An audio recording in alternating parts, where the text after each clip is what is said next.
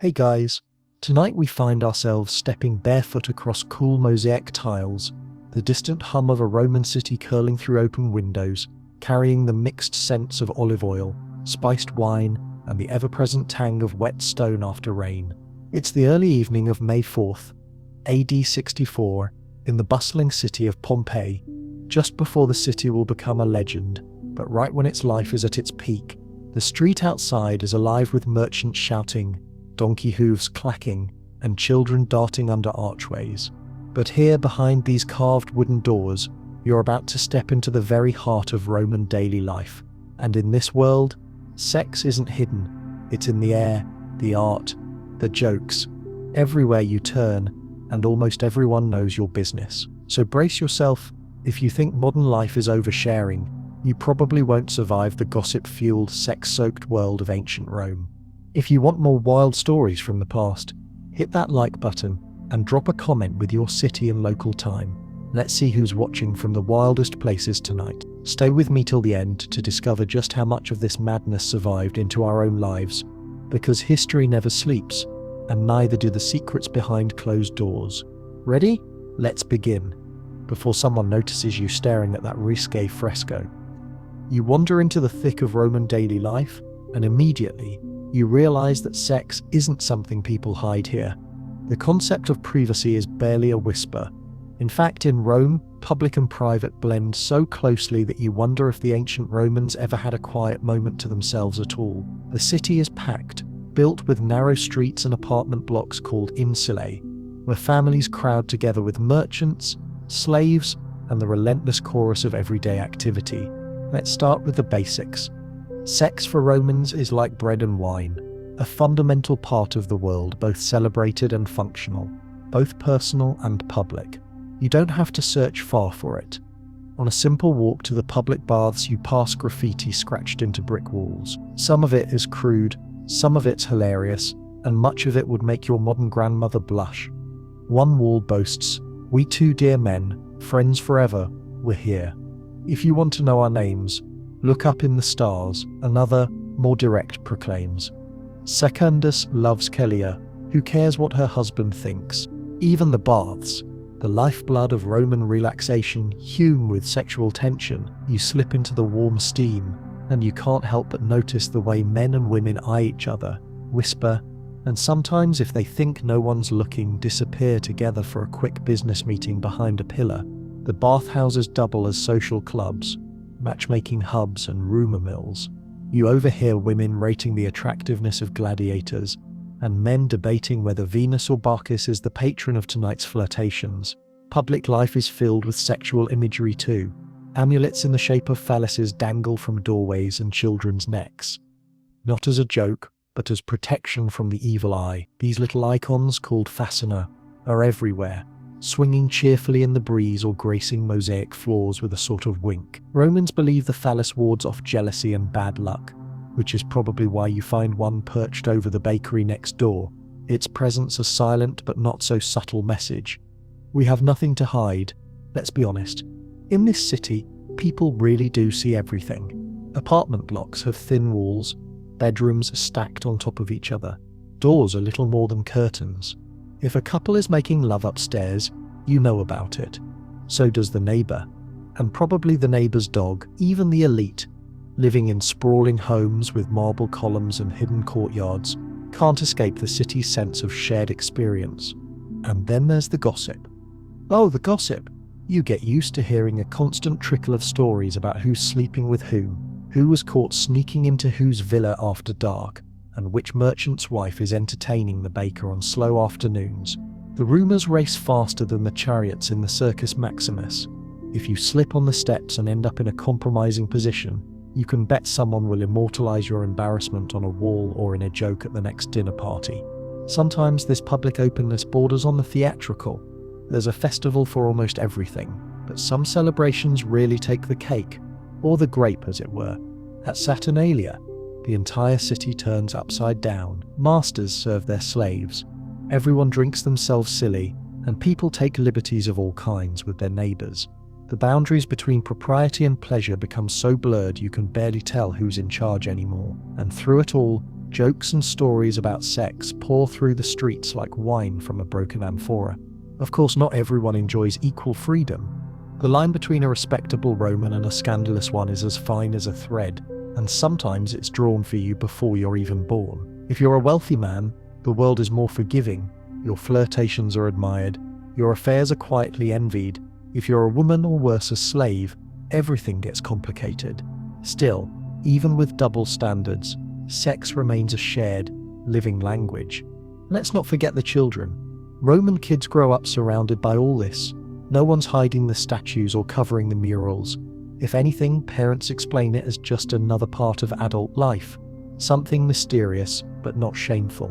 A little awkward? Maybe. But when in Rome, you get used to awkward. After all, how many of your modern friends can say they played games under the painted eyes of Venus, or learned to count on a mosaic carpet dotted with amorous gods? But the most remarkable thing is how casual Romans are about the whole business. They talk about sex at the market, over dinner, in the forum. The poet Ovid once quipped that the best place to find a lover was at the races, where you could whisper sweet nothings between the cheers for your favorite horse. Want to know a secret? The man who invented the pickup line was probably a Roman. You duck into a tiny bakery for a sweet treat, and the baker winks, pointing out the lewd graffiti beside the oven. You see, he says, we Romans have no shame. You laugh, but he's not kidding. Even the gods seem to join in.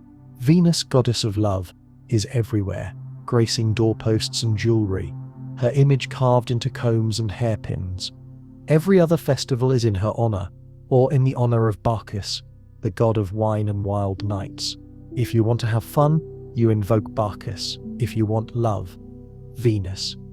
Sometimes you just invoke both and see what happens. Sexual openness has a flip side, of course. The constant exposure can make things awkward, especially if you're shy. But even shyness is treated lightly, with friends gently teasing or coaxing you into the rhythm of Roman life. Here, too much information doesn't exist. It's just information. A neighbor asks if you slept well, and you know he's not talking about dreams. There's a joke that goes, a Roman's door is always open, unless there's something really interesting going on inside. And don't get too comfortable thinking that all of this is just for the wealthy. Slaves too are caught up in the swirl. For some, sex is a grim duty. For others, it's an escape, a moment of pleasure stolen from a hard day. But everyone, from the senators to the street vendors, finds themselves swept along by the same tides. Step outside at dusk, and you'll see couples walking hand in hand, traders whispering promises behind the market stalls, and even a few daring souls slipping off into the shadows of the temples. And every so often you stumble on a parade or a celebration, dancers in wild masks, acrobats and musicians filling the air with the beat of drums and laughter. Some nights the city feels alive with possibility, pulsing with the secret hopes and wild stories of thousands of souls packed together in marble and mud brick. You look up at a balcony and see a woman blowing a kiss to her lover in the street below. A man, her husband, her neighbor, pretends not to notice, but you catch the glint of amusement in his eye. For a moment, you think maybe the Romans really do have it figured out. Why pretend when everyone knows anyway? Of course, you'd better watch your step. With all this openness, secrets become even more precious and even more dangerous. The wrong word in the wrong ear could get you laughed at, or worse, hauled before a magistrate for slander or indecency. But most people just shrug and move on to the next story. As the night deepens, you realize you've learned more about Roman life in a few hours than in years of reading dusty scrolls. The city's rhythm is both exhausting and intoxicating, filled with warmth, laughter, and just a touch of madness. It's a world where everyone is watching, but nobody's really hiding. You fall asleep to the sounds of distant singing, the promise of another wild day ahead, and the certainty that, in Rome, nothing stays secret for long. If you're feeling overwhelmed, don't worry, you're not alone. Even the Romans needed a good nap after a night of living this openly. Tomorrow you'll dive even deeper into their world, peeling back the walls of the grandest houses to see where the real stories are painted for all to see. You wake to the golden hush of a Roman morning. Sunlight stretches through the shutters, and the distant city is already humming. Bakers shouting, wheels squeaking, a few market sellers already squabbling over the best figs.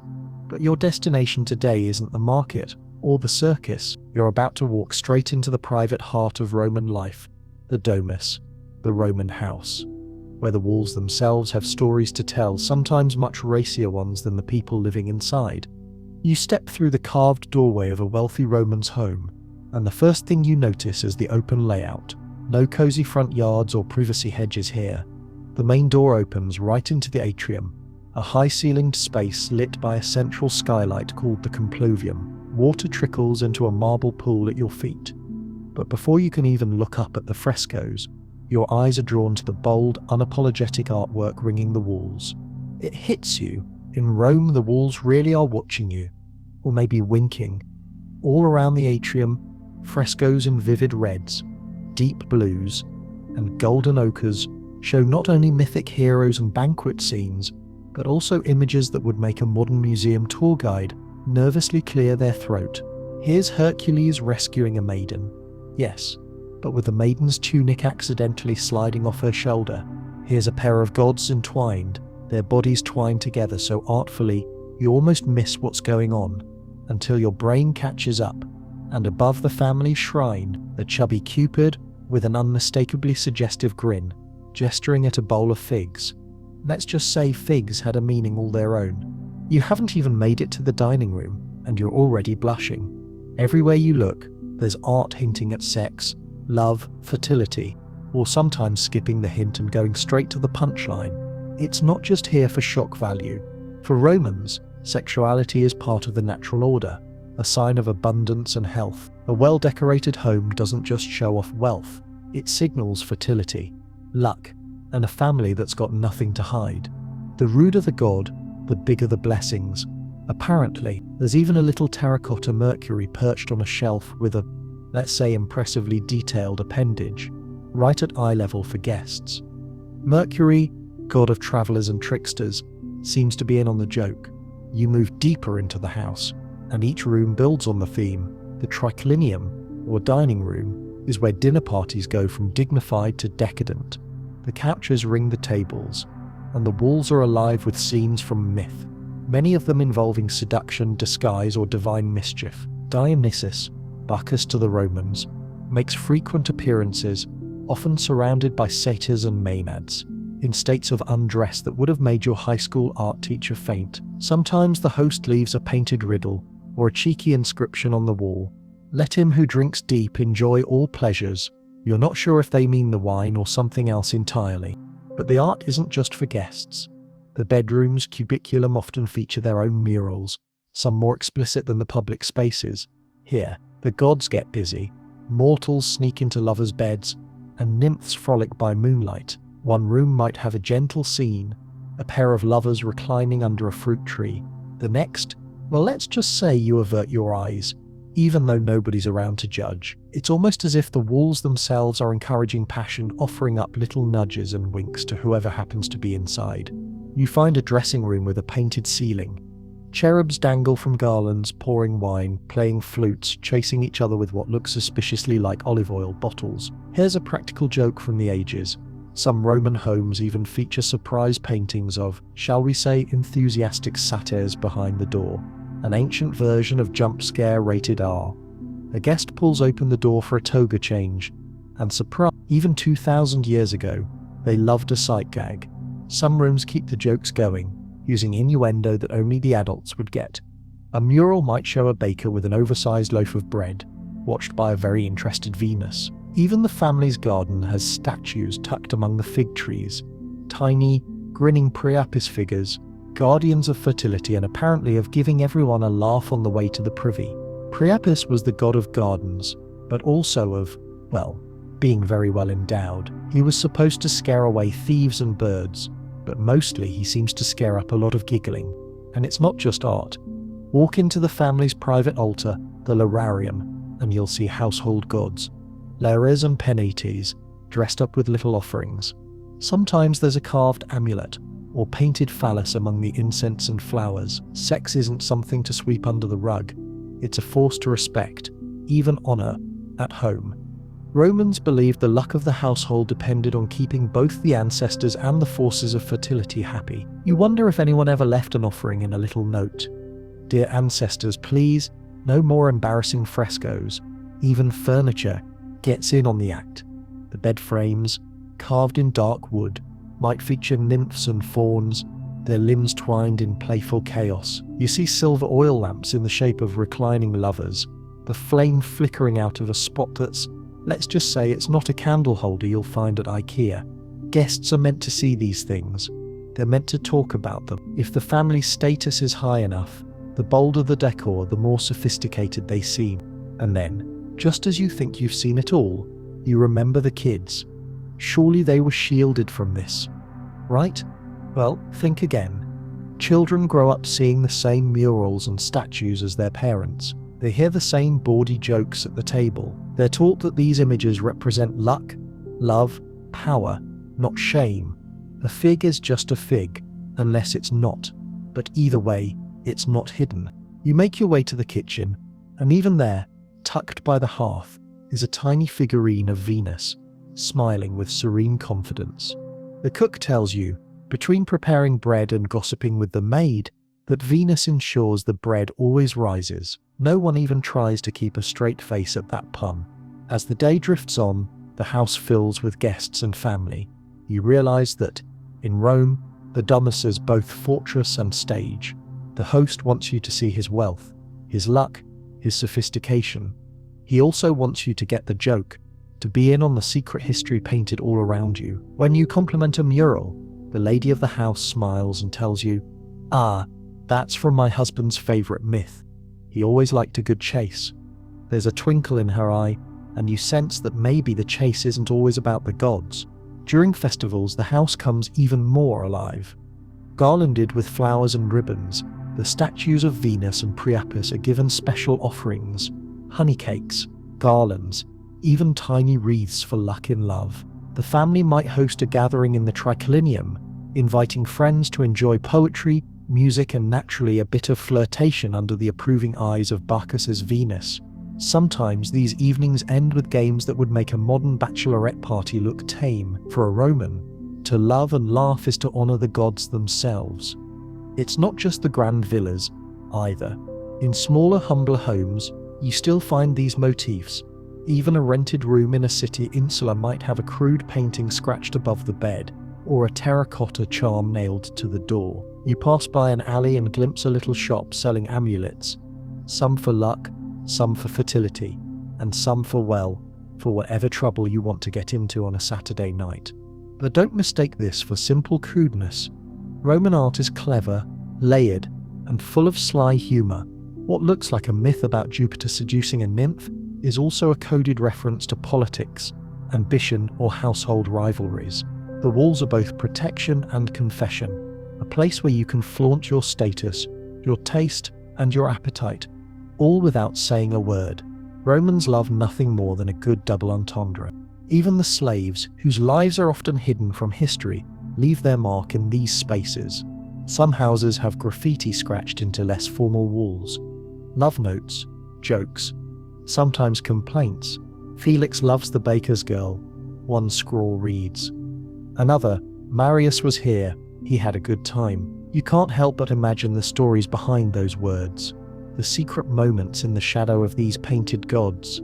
As evening falls, the house glows with oil lamps, flickering against gilded walls and marble statues.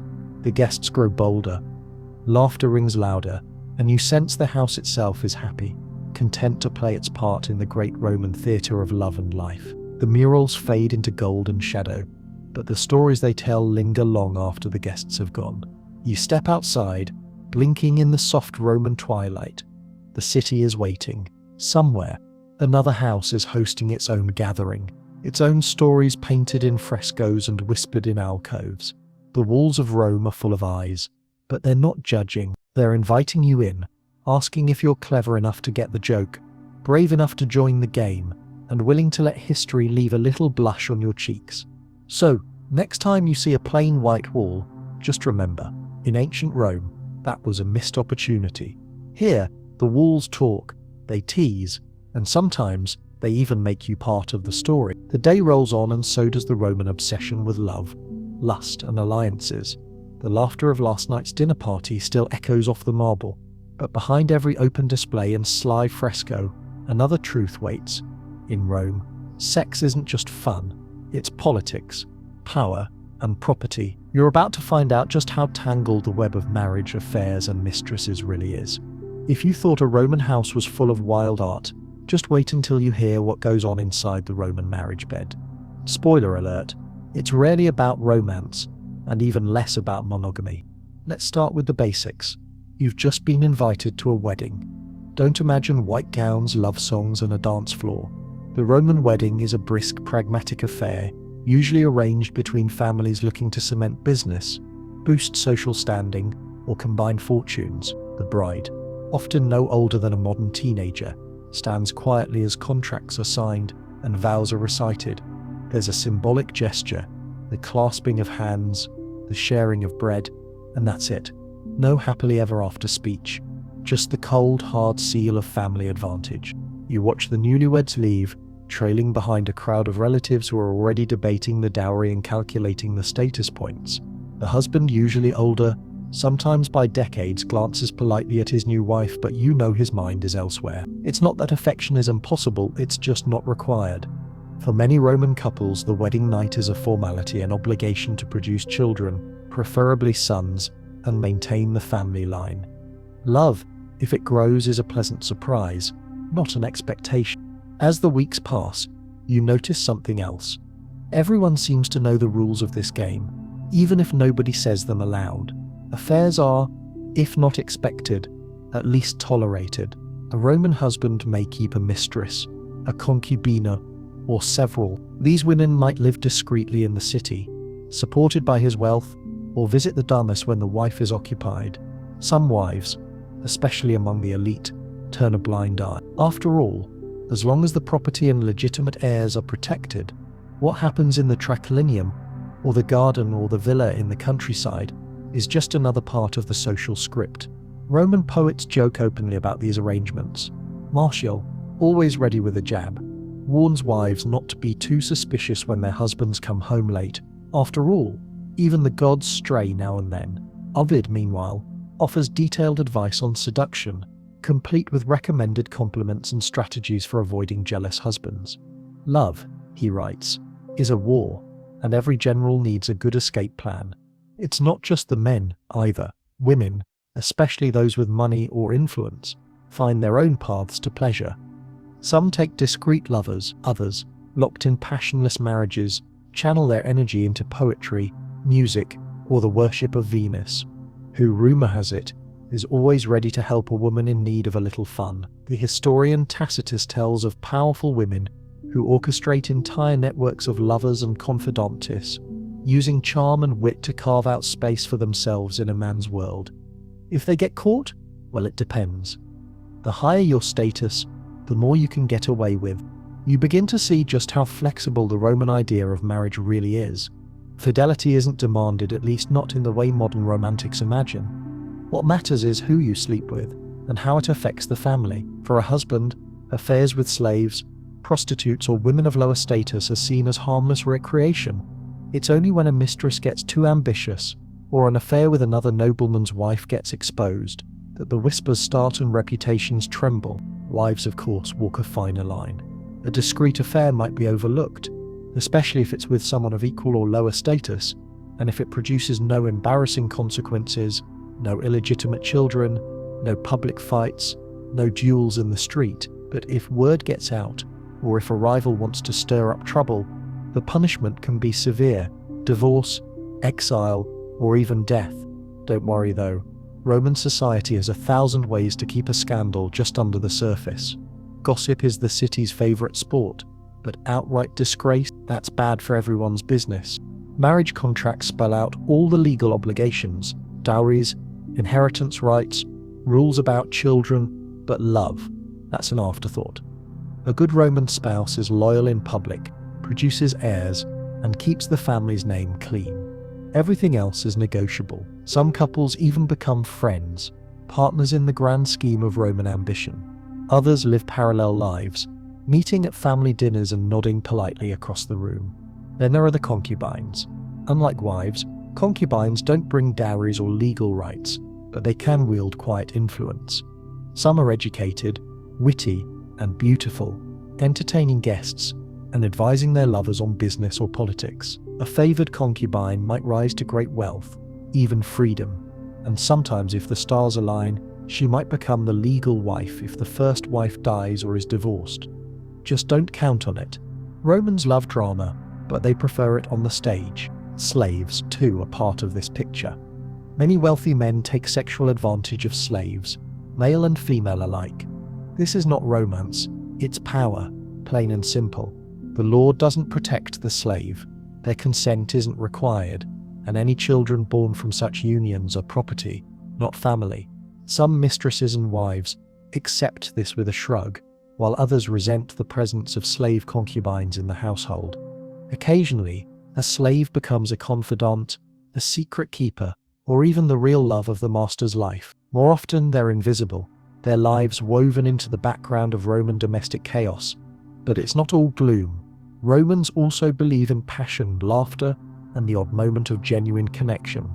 Some couples fall truly, madly in love. They write each other poetry, exchange secret gifts, or find joy in simple rituals, sharing figs at breakfast, strolling in the garden, or sneaking off to the countryside for a night alone. These stories are rare enough to make the poets swoon, and when they happen, neighbors can't stop talking. Did you hear? The senator and his wife actually like each other.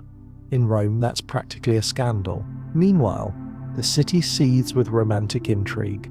Friends become rivals, rivals become lovers, and nobody trusts a locked door.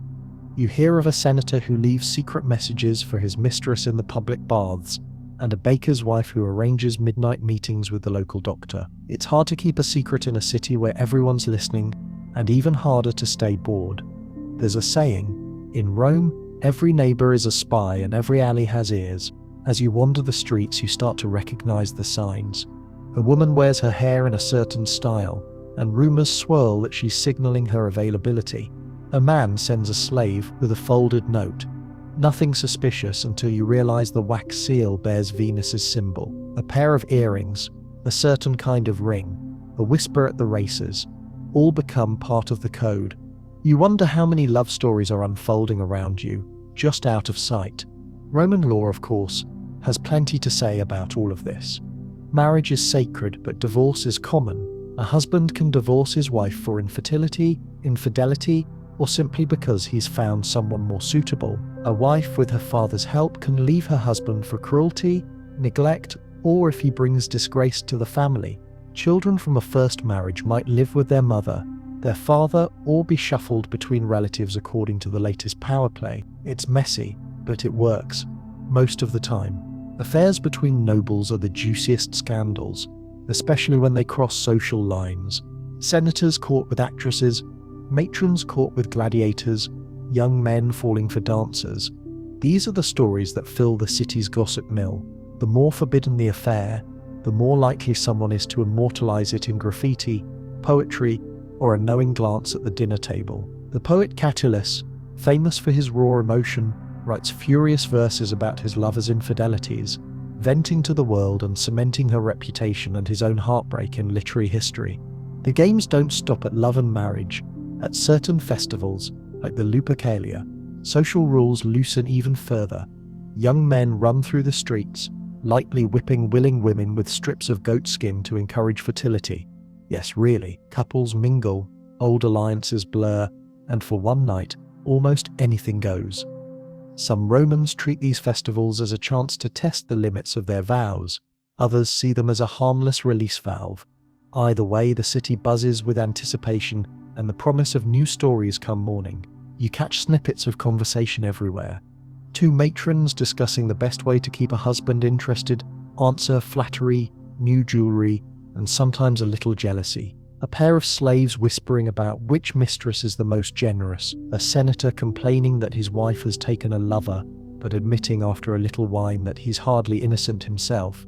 Even the gods seem to wink at these human failings. Venus forgives almost anything in the name of love. Juno, patroness of marriage, is a little stricter, But even she's known for turning a blind eye when things get complicated. After all, the myths are full of divine affairs, jealousies, and the occasional spectacular disaster. If the gods can't keep their marriages tidy, who can? But don't be fooled. Behind the laughter and indulgence, there's a hard edge to Roman relationships. A wife who steps too far risks more than embarrassment. She can lose everything, from her home to her life. A husband whose affair becomes too public can lose respect, votes, even his career. Children born from illegitimate unions may never inherit. At the same time, everyone loves a comeback story. A woman divorced in disgrace who marries again. A couple reconciled after years of fighting. A love that survives against all odds. The city runs on these stories, both warning and inspiration. By now, you can see how deeply sex, marriage, and affairs are woven into Roman society. There are rules, but they're flexible. There's judgment, but also forgiveness. Sometimes, most of all, there's a shared understanding. Love is a battlefield, and everyone is a soldier, whether they want to be or not. You leave the company of poets and politicians and stroll through a quieter neighborhood. In a tiny courtyard, a young couple laughs over spilled wine. Down the street, an old woman tells a joke about her third husband. At the corner bakery, the owner's daughter blushes as a centurion compliments her bread and possibly her hair. Life moves on, tangled and joyful, a mess of promises, betrayals, and the hope that somehow it will all work out. And just when you think you've seen it all, someone leans in and whispers, "If you want the real stories, come to the baths tomorrow." That's where the secrets float to the surface. You nod, already picturing the steam, the laughter, and the endless swirling dance of Roman love. Always wild, never simple, and impossible to escape. The city awakens to the rattle of carts, the strut of chickens in the alleys, and the first salty wafts from 1,000 kitchens. But as you wander through the streets of Rome, you start to realize something. Underneath the banter and the gossip, there are rules, sometimes subtle, sometimes brutally clear, governing who can sleep with whom. And in ancient Rome, those rules are less about romance and much more about power, hierarchy, and control. The legal boundaries of sex, you soon discover, are both shockingly strict and shockingly flexible, depending on who you are. You start to see the lines that divide the city, not just between rich and poor, but between free and enslaved, male and female, citizen and foreigner. Roman law isn't squeamish about sex, but it's obsessed with order. Everyone has their place, and that place determines almost everything about your romantic and not so romantic options. If you're a freeborn Roman male, congratulations, you're playing on the easiest difficulty. But if you're a woman, a slave, or an outsider, welcome to a game with more traps than the Colosseum's basement. The first lesson comes at a bustling forum, where a magistrate is hearing cases behind a wooden screen. You catch snatches of arguments, a wife accusing her husband of neglect, a father furious that his daughter was seduced, a freedwoman pleading for recognition. It all seems very public and very personal, because in Rome, your sex life is partly the state's business. Let's break it down. For elite Roman men, the law is surprisingly forgiving, as long as they keep up appearances. A married man is expected to be faithful to his wife in theory, but the law isn't likely to punish him for dalliances with slaves, prostitutes, or women of lower status. Respectable women, matronae, are off limits, at least officially, and touching another man's wife can land you in real trouble. Adultery, when it involves a married woman and a man who's not her husband, is a crime, not just a private matter but a public offense. Augustus, that ultimate micromanager of Roman morals, even passed strict laws in 18 BCE, the Lex Julia de Adulteriis, making adultery a prosecutable crime. Suddenly, sneaking around isn't just a risk to your reputation, it could mean exile, loss of property, or worse. You might laugh, thinking, how could they possibly enforce this? But in Rome, neighbors are always listening, and a motivated father or husband can bring charges if he feels insulted. If found guilty, the adulterous wife might be banished to an island, stripped of her dowry and cut off from her family. Her lover, similar fate, unless he has powerful friends. The rules are there not just to punish sex, but to protect family honor, property, and the sacred order of Roman society. A wife's body is in many ways her husband's investment. No pressure, right? But for men, the script is looser. At least with the right partners, a citizen man can sleep with female slaves, his own or others, if he pays, with prostitutes as long as he's not making a spectacle, and with women of the lower classes. If he wants to have sex with another man, the law cares mostly about status. The active partner is supposed to be the freeborn citizen.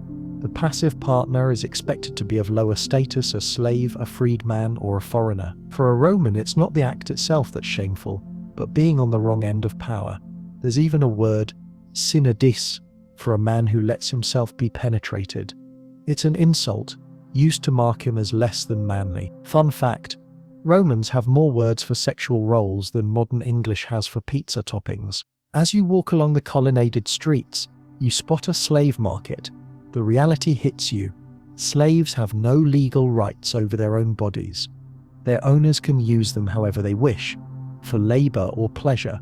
Some slave women are kept for this purpose. Some men are bought specifically for sex, consent, not a consideration.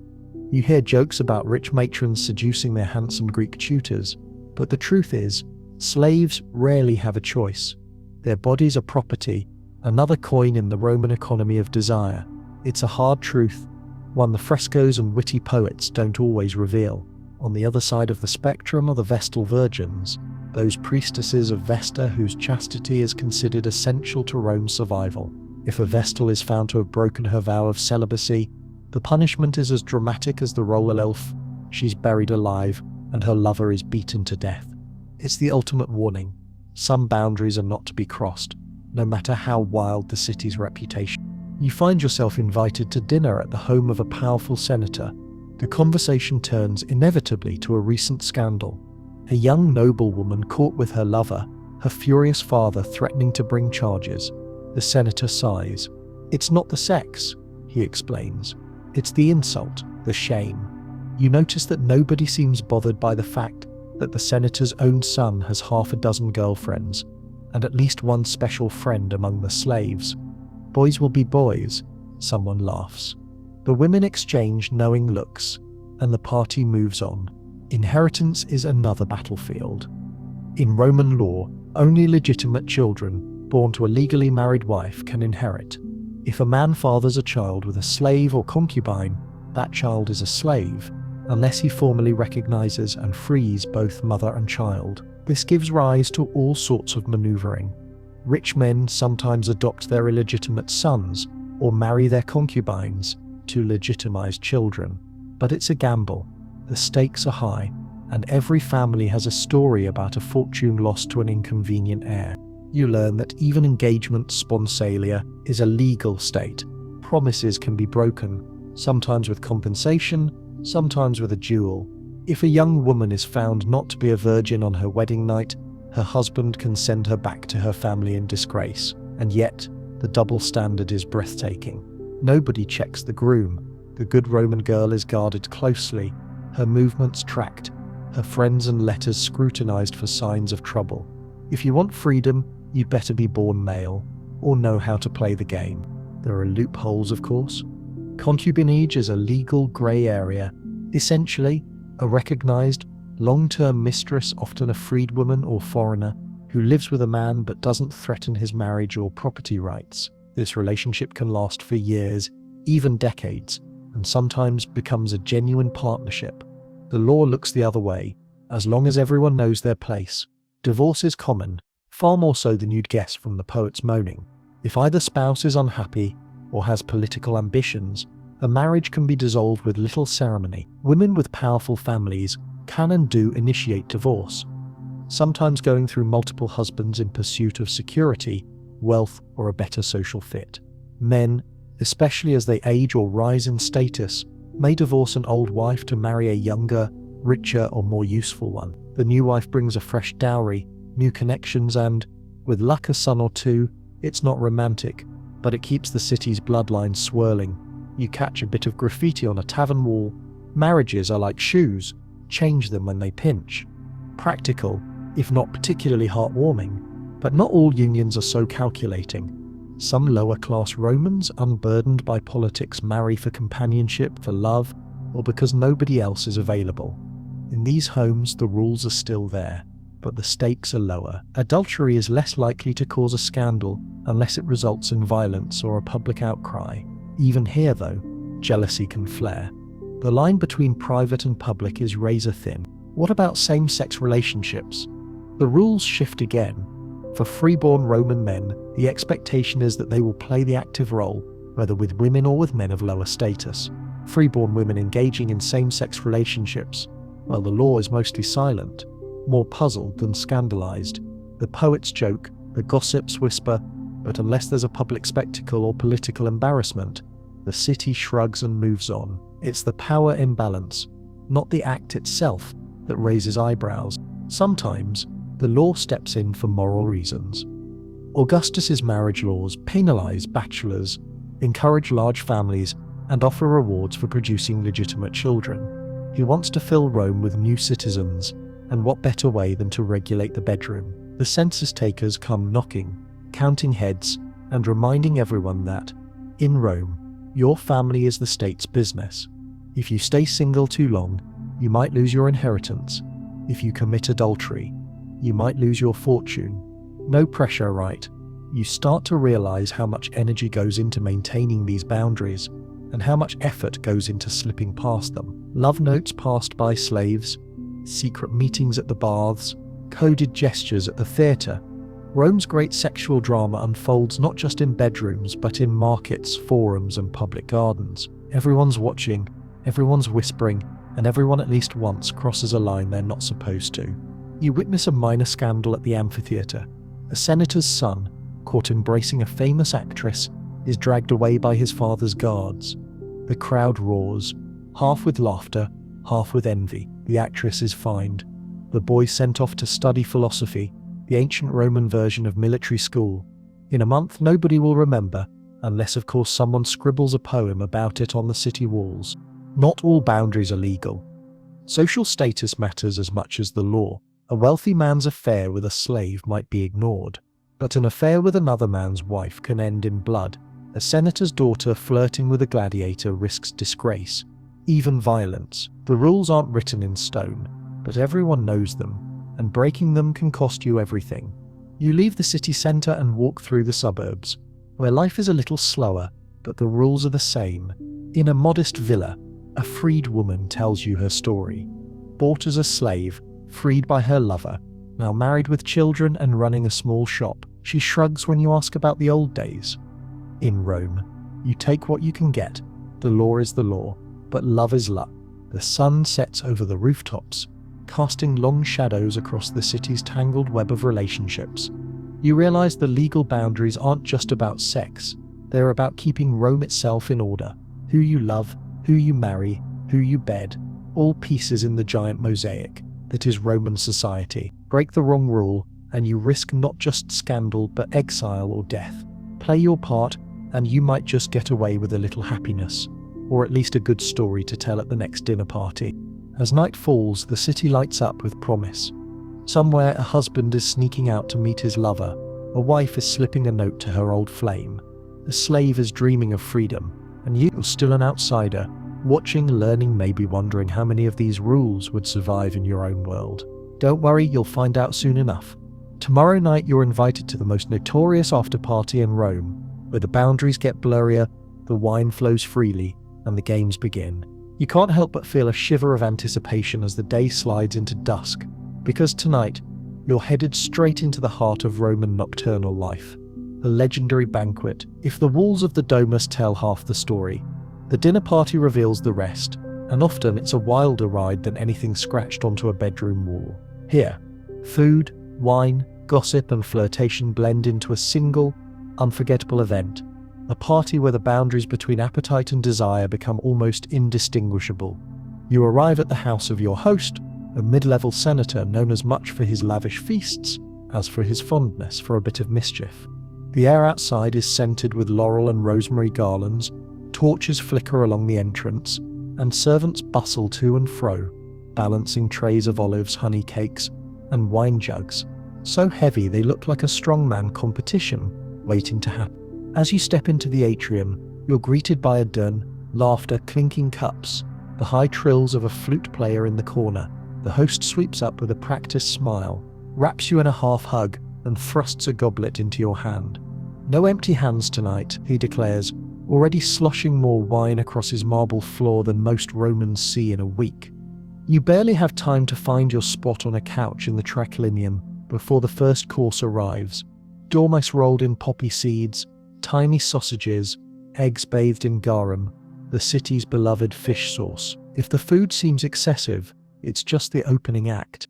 Roman banquets are a world unto themselves. The host is the king for the night, and his job is to keep everyone entertained, tipsy, and if he can manage it, tumbling into trouble. You're surrounded by the city's elite. A few up-and-comers, some poets and actors brought in to amuse the crowd, and a handful of guests who are only here because their relatives owe your host money. No one arrives alone. Wives, mistresses, friends and slaves all jostle for space and attention. If you think seating arrangements are straightforward, think again.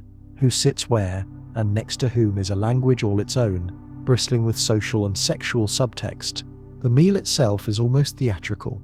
Servants swoop in with course after course, smoked fish, peacock tongues, figs stuffed with almonds, and enough wine to drown a small legion. You quickly realize that the food is only partly about eating.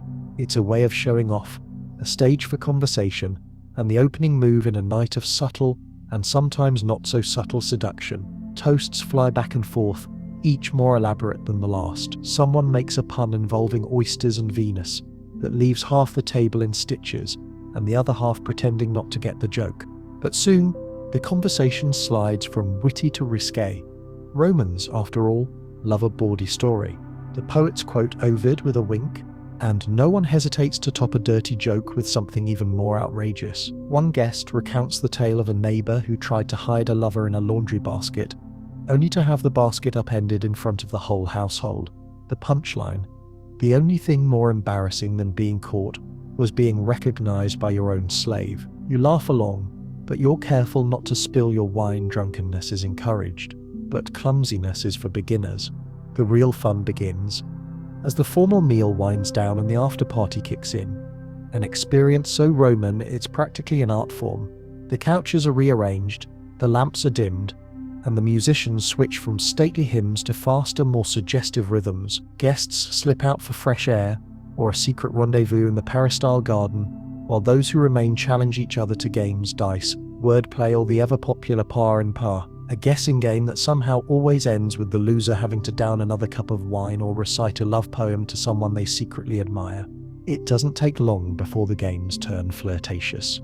A noble woman bets her necklace on a round of knuckle bones and dares the winner to claim a kiss from anyone in the room. A pair of young men compete to see who can craft the cleverest double entendre. Someone produces a tiny statue of Priapus, the infamous ever-erect god of gardens, and dares anyone not to blush as they pass it around, each guest required to whisper their most scandalous dream into its ear. The poor statue, if it had ears, would need a long vacation. As the wine flows, inhibitions loosen, laughter gets louder, stories get bolder, and soon the party is awash in secrets and invitations. The host's favorite courtesan serenades the crowd with a saucy song, her eyes lingering just a moment too long on a wealthy merchant. A poet improvises a line about love and figs that has everyone roaring. At one end of the room, a married couple trades knowing glances as a handsome guest flirts with them both. At the other, a shy scholar finally admits his crush on the baker's daughter. Nobody is surprised when a pair of guests disappears behind a curtain, or when a slave returns with flushed cheeks and a smile. The after banquets are famous for bending, sometimes breaking the rules. Trysts are arranged in whispers, and more than one marriage has been made or ruined thanks to an encounter over a spilled goblet of Falernian wine. The party is a social engine. New alliances are forged, feuds are kindled, reputations are made or destroyed, all under the forgiving glow of lamplight and laughter. But it's not just about sex, or even desire. The Roman banquet is also a contest of wit, humor, and status. You learn quickly that a clever joke can be as seductive as a beautiful face. Guests who can't keep up with the repartee are quietly sidelined, while those who excel become the stars of the night. The host prizes novelty, new stories, new songs, new faces, and a guest who brings something unexpected, A new dance, a racy fable, an imported delicacy might find themselves invited back again and again. Still, for all the laughter, there's an edge to the festivities. Status matters, and the pecking order is fiercely maintained. Wives watch their husbands' mistresses eye each other, and slaves keep careful track of every spilled secret. If a scandal erupts, a guest caught in a compromising position, a marriage proposal made in jest but taken seriously, the repercussions can ripple through Roman society for weeks. Sometimes you suspect the host encourages a little drama just to keep things interesting. And then there are the truly notorious parties. Whispers swirl about certain villas where the doors are barred, the wine never stops, and anything goes. You hear stories, half rumour, half legend, of masked balls where guests swap partners, of orgiastic feasts presided over by high-ranking officials, of celebrations so wild that poets struggle to find words. Some dismiss these tales as exaggeration, others hint that yes, such things happen, but only behind the thickest walls and only for those who can afford both the pleasures and the hush money. Even in more typical gatherings though, the wildness isn't just about sex, it's about stepping outside the rigid daytime order, if only for a night. The banquet is a place where you can flirt with forbidden topics, bend the rules and laugh at the hypocrisy of the daylight world. By morning, everyone returns to their roles. Wife, husband, senator, slave. But tonight, at least, the game is open to all. You notice that gender roles at the banquet are both clear and strangely flexible. Men dominate the conversation, but women, especially those with wit and status, wield a subtler power. A clever remark from a matron can silence a room. A well-timed joke from a courtesan can spark a dozen new alliances. Even slaves, when trusted by the right master or mistress, can become confidants and co-conspirators, passing notes, arranging meetings, and sometimes enjoying privileges that blur the lines between servant and friend. There are unspoken rules, of course. A married woman must tread carefully, especially if her husband is jealous or ambitious. A guest who oversteps can find themselves shunned, or worse, the subject of a vicious poem making the rounds at the next market day. But as long as the games remain discreet, as long as the pleasure doesn't threaten the public order, almost anything goes. Sometimes the party spills out into the garden, where the moonlight turns every statue into a silent witness. You see couples stroll arm in arm, friends deep in whispered conversation, and the occasional flash of a daring midnight swim in the fountain. The night air is heavy with jasmine, wood smoke, and the promise of more stories waiting to be made, or whispered about tomorrow. As dawn threatens, the guests drift home, some steadied by servants, others leaning on each other, all carrying with them memories, and perhaps secrets, that will ripple through the days to come. Your host thanks you with a sly grin, already planning his next gathering. Tell your friends, he whispers, but only the interesting ones. You stumble out into the street, blinking in the pale light. Rome is quieter now, but not asleep. Somewhere, another party is still going. Somewhere, two lovers are making plans. Somewhere, the city's endless appetite for pleasure and for stories never quite fades.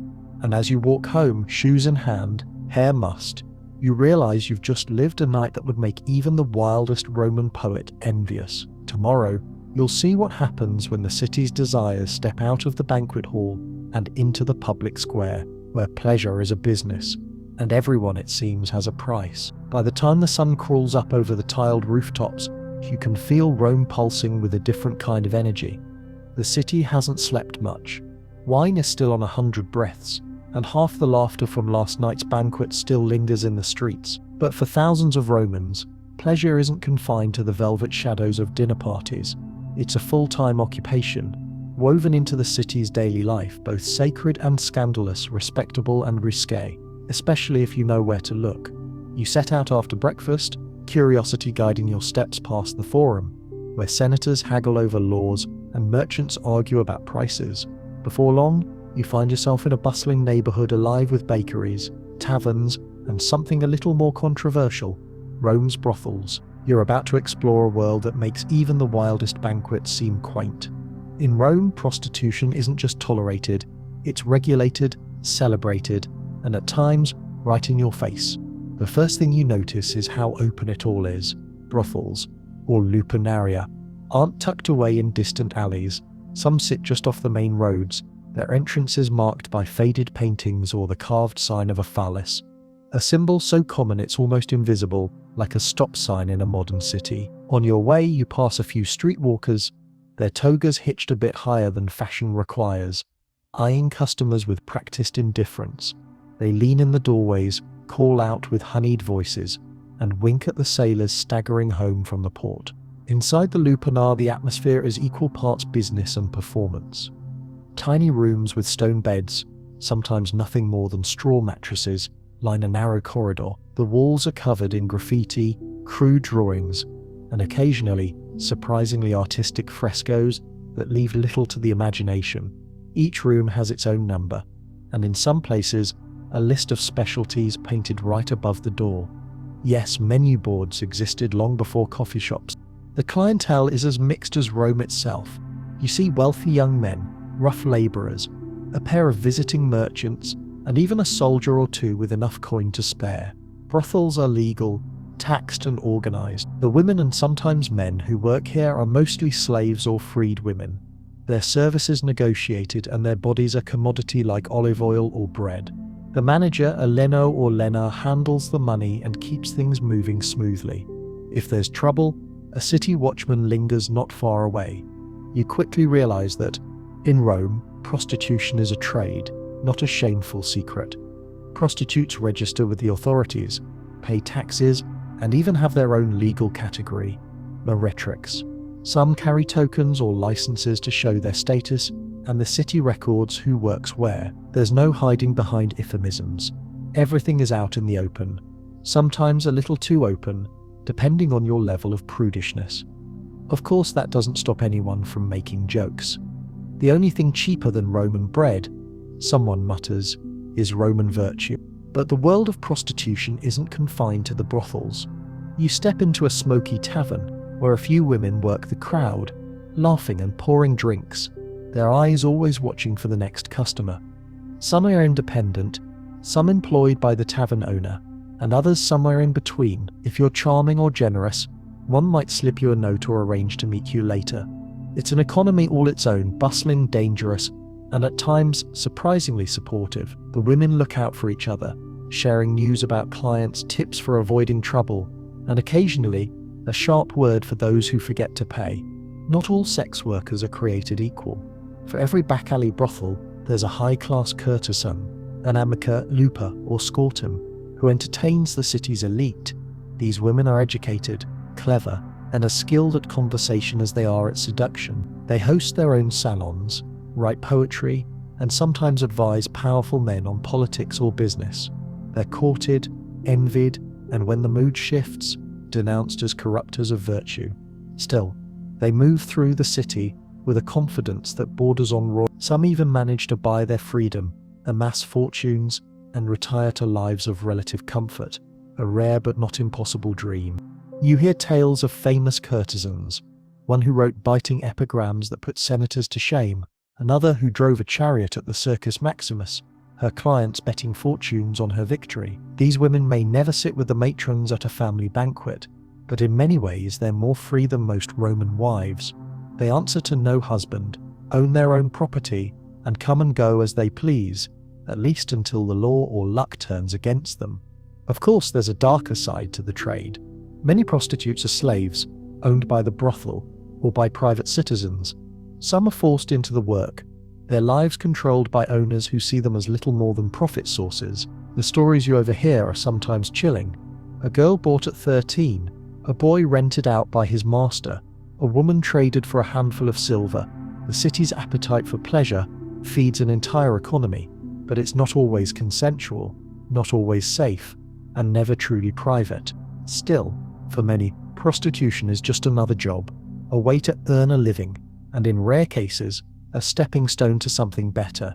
Freed women sometimes return to the trade by choice, having found more autonomy there than in domestic service or marriage. The lines between victim and survivor, exploitation and opportunity, are never clear. One woman, pouring you a cup of sour wine, shrugs when you ask about her work. Better this, she says, than starving or being a slave to a cruel mistress. At least here, I keep some of my own money. She flashes a grin. then turns to negotiate with a customer twice her age. You wander on, past the baths, where yet another layer of the city's sexual economy unfolds. Bathhouses, those public palaces of steam and gossip, are also places for business, sometimes of the risque variety. Slaves and attendants move quietly through the shadows, arranging meetings, passing notes, and occasionally acting as go-betweens for lovers who can't be seen together in daylight. If you listen carefully, you'll hear coded offers and whispered invitations, a parallel market running alongside the official commerce of soap and massage oil. And then, of course, there are the streetwalkers, the lowest rung on the ladder. They haunt the corners of the Subura, Rome's infamous red light district, or cluster around the circus and the port. Some call out to passers-by. Others wait, quiet and resigned for the day's luck to find them. Their clients are the city's labourers, slaves, sailors, and the occasional bored aristocrat slumming it for a thrill. These women and men work for a handful of coins, and their futures are as uncertain as the weather. Yet even in the shabbiest corners, you find evidence of Roman wit and resilience. Someone has scratched a warning onto a wall. Don't believe her. She'll take your coin and your sandals. Another proclaims, for a good time, ask for Daphne. For a bad time, ask for her mother. Humour, it seems, is one of the few luxuries nobody can tax. You pass a shop front with an image of Priapus carved above the door, his signature feature on proud display. It's a not-so-subtle advertisement. All are welcome here. Inside, a man in his 40s presides over a mixed crowd, some local, some foreign, a few clearly tourists from the provinces. He explains that his establishment prides itself on cleanliness, discretion and variety. The city's appetite is endless, he says with a wink, and so are our services. You ask him if there's any trouble from the authorities. He laughs. Only if you don't pay your taxes, or if you steal a senator's favourite girl. Otherwise, Rome is happy as long as the money flows. He offers you a tour, just in case you're in the market for anything more than conversation. Stepping outside, you notice that prostitution isn't limited to adults. Young boys and girls, some barely in their teens, are bought and sold for pleasure, especially by the city's rich and powerful. It's a disturbing reality glossed over by poets and politicians alike, but ever present in the whispers of the street. You feel a chill. Rome may be more open than your own world, but it's also more brutal, more willing to turn a blind eye in the name of profit or pleasure. Not all Romans approve. Moralists, especially in the Senate or among the older generation, rail against the spread of vice. Augustus's reforms try to clamp down on public immorality, issuing edicts, closing brothels at least for a few months, and preaching the virtues of marital fidelity. But the city is too big, too hungry, too alive to be tamed by a few laws. The pleasure economy keeps spinning, and everyone, rich and poor, slave and free, finds their own way to play, profit or survive. You pause in a crowded square watching as a parade passes. Dancers, musicians, acrobats, and trailing behind a few women from the city's more notorious establishments. They toss flowers, laugh, and flirt shamelessly with the crowd. The children giggle, the old men shake their heads, and the city's moral guardians groan. But nobody turns away. In Rome, everyone is part of the show. Before you leave, you catch sight of a familiar face. The senator from last night's banquet, deep in conversation with a striking woman in a red dress. You watch as they laugh, trade whispers, and vanish into the labyrinth of the city. Another story, another secret, another day in the life of ancient Rome, where sex is everywhere, boundaries are few, and the business of pleasure never really closes. As the sun sets, you realize you've only scratched the surface. Rome's desires are endless, its appetite impossible to satisfy. But tomorrow, you'll glimpse a side of the city where sex meets the sacred, where the wildest pleasures are dressed up in robes and incense, and even the gods can't resist joining in. The night's pulse lingers as you awaken, but today, you're about to enter a space where pleasure and the divine collide. A world where sex isn't just pleasure or business, but a sacred act, threaded into the very fabric of faith. In Rome, the lines between holy and profane blur with surprising regularity, and nowhere is this more apparent than in the city's temples, shrines, and festivals. Welcome to the realm of sacred sex, fertility rites, and mysteries that make even the wildest brothel seem tame. You begin your morning at the Temple of Venus, perched high on the Velian Hill. As sunlight streams through marble columns, you watch as worshippers of all classes, matrons, slaves, merchants, and children, offer garlands and honey cakes, seeking the goddess's favor. Venus is everywhere in Rome, on coins, jewelry, amulets, and of course in the thousands of shrines and statues tucked into homes, gardens, and crossroads. She is the goddess of love, desire, beauty, and sometimes scandal. But Venus isn't just an object of private devotion. She's also the patroness of public rites, many of which blur the lines between piety and pleasure. In the early hours, a young priestess leads a group of women in song, their voices weaving through the columns like silk. The air is thick with incense and the sweet, cloying scent of roses. On the altar stands a statue of Venus, carved with a frankness that would make modern worshippers blink. She's nude, of course, with a smile that promises both mischief and comfort. You overhear a local matron mutter, "Venus sees all. Best not to lie to her."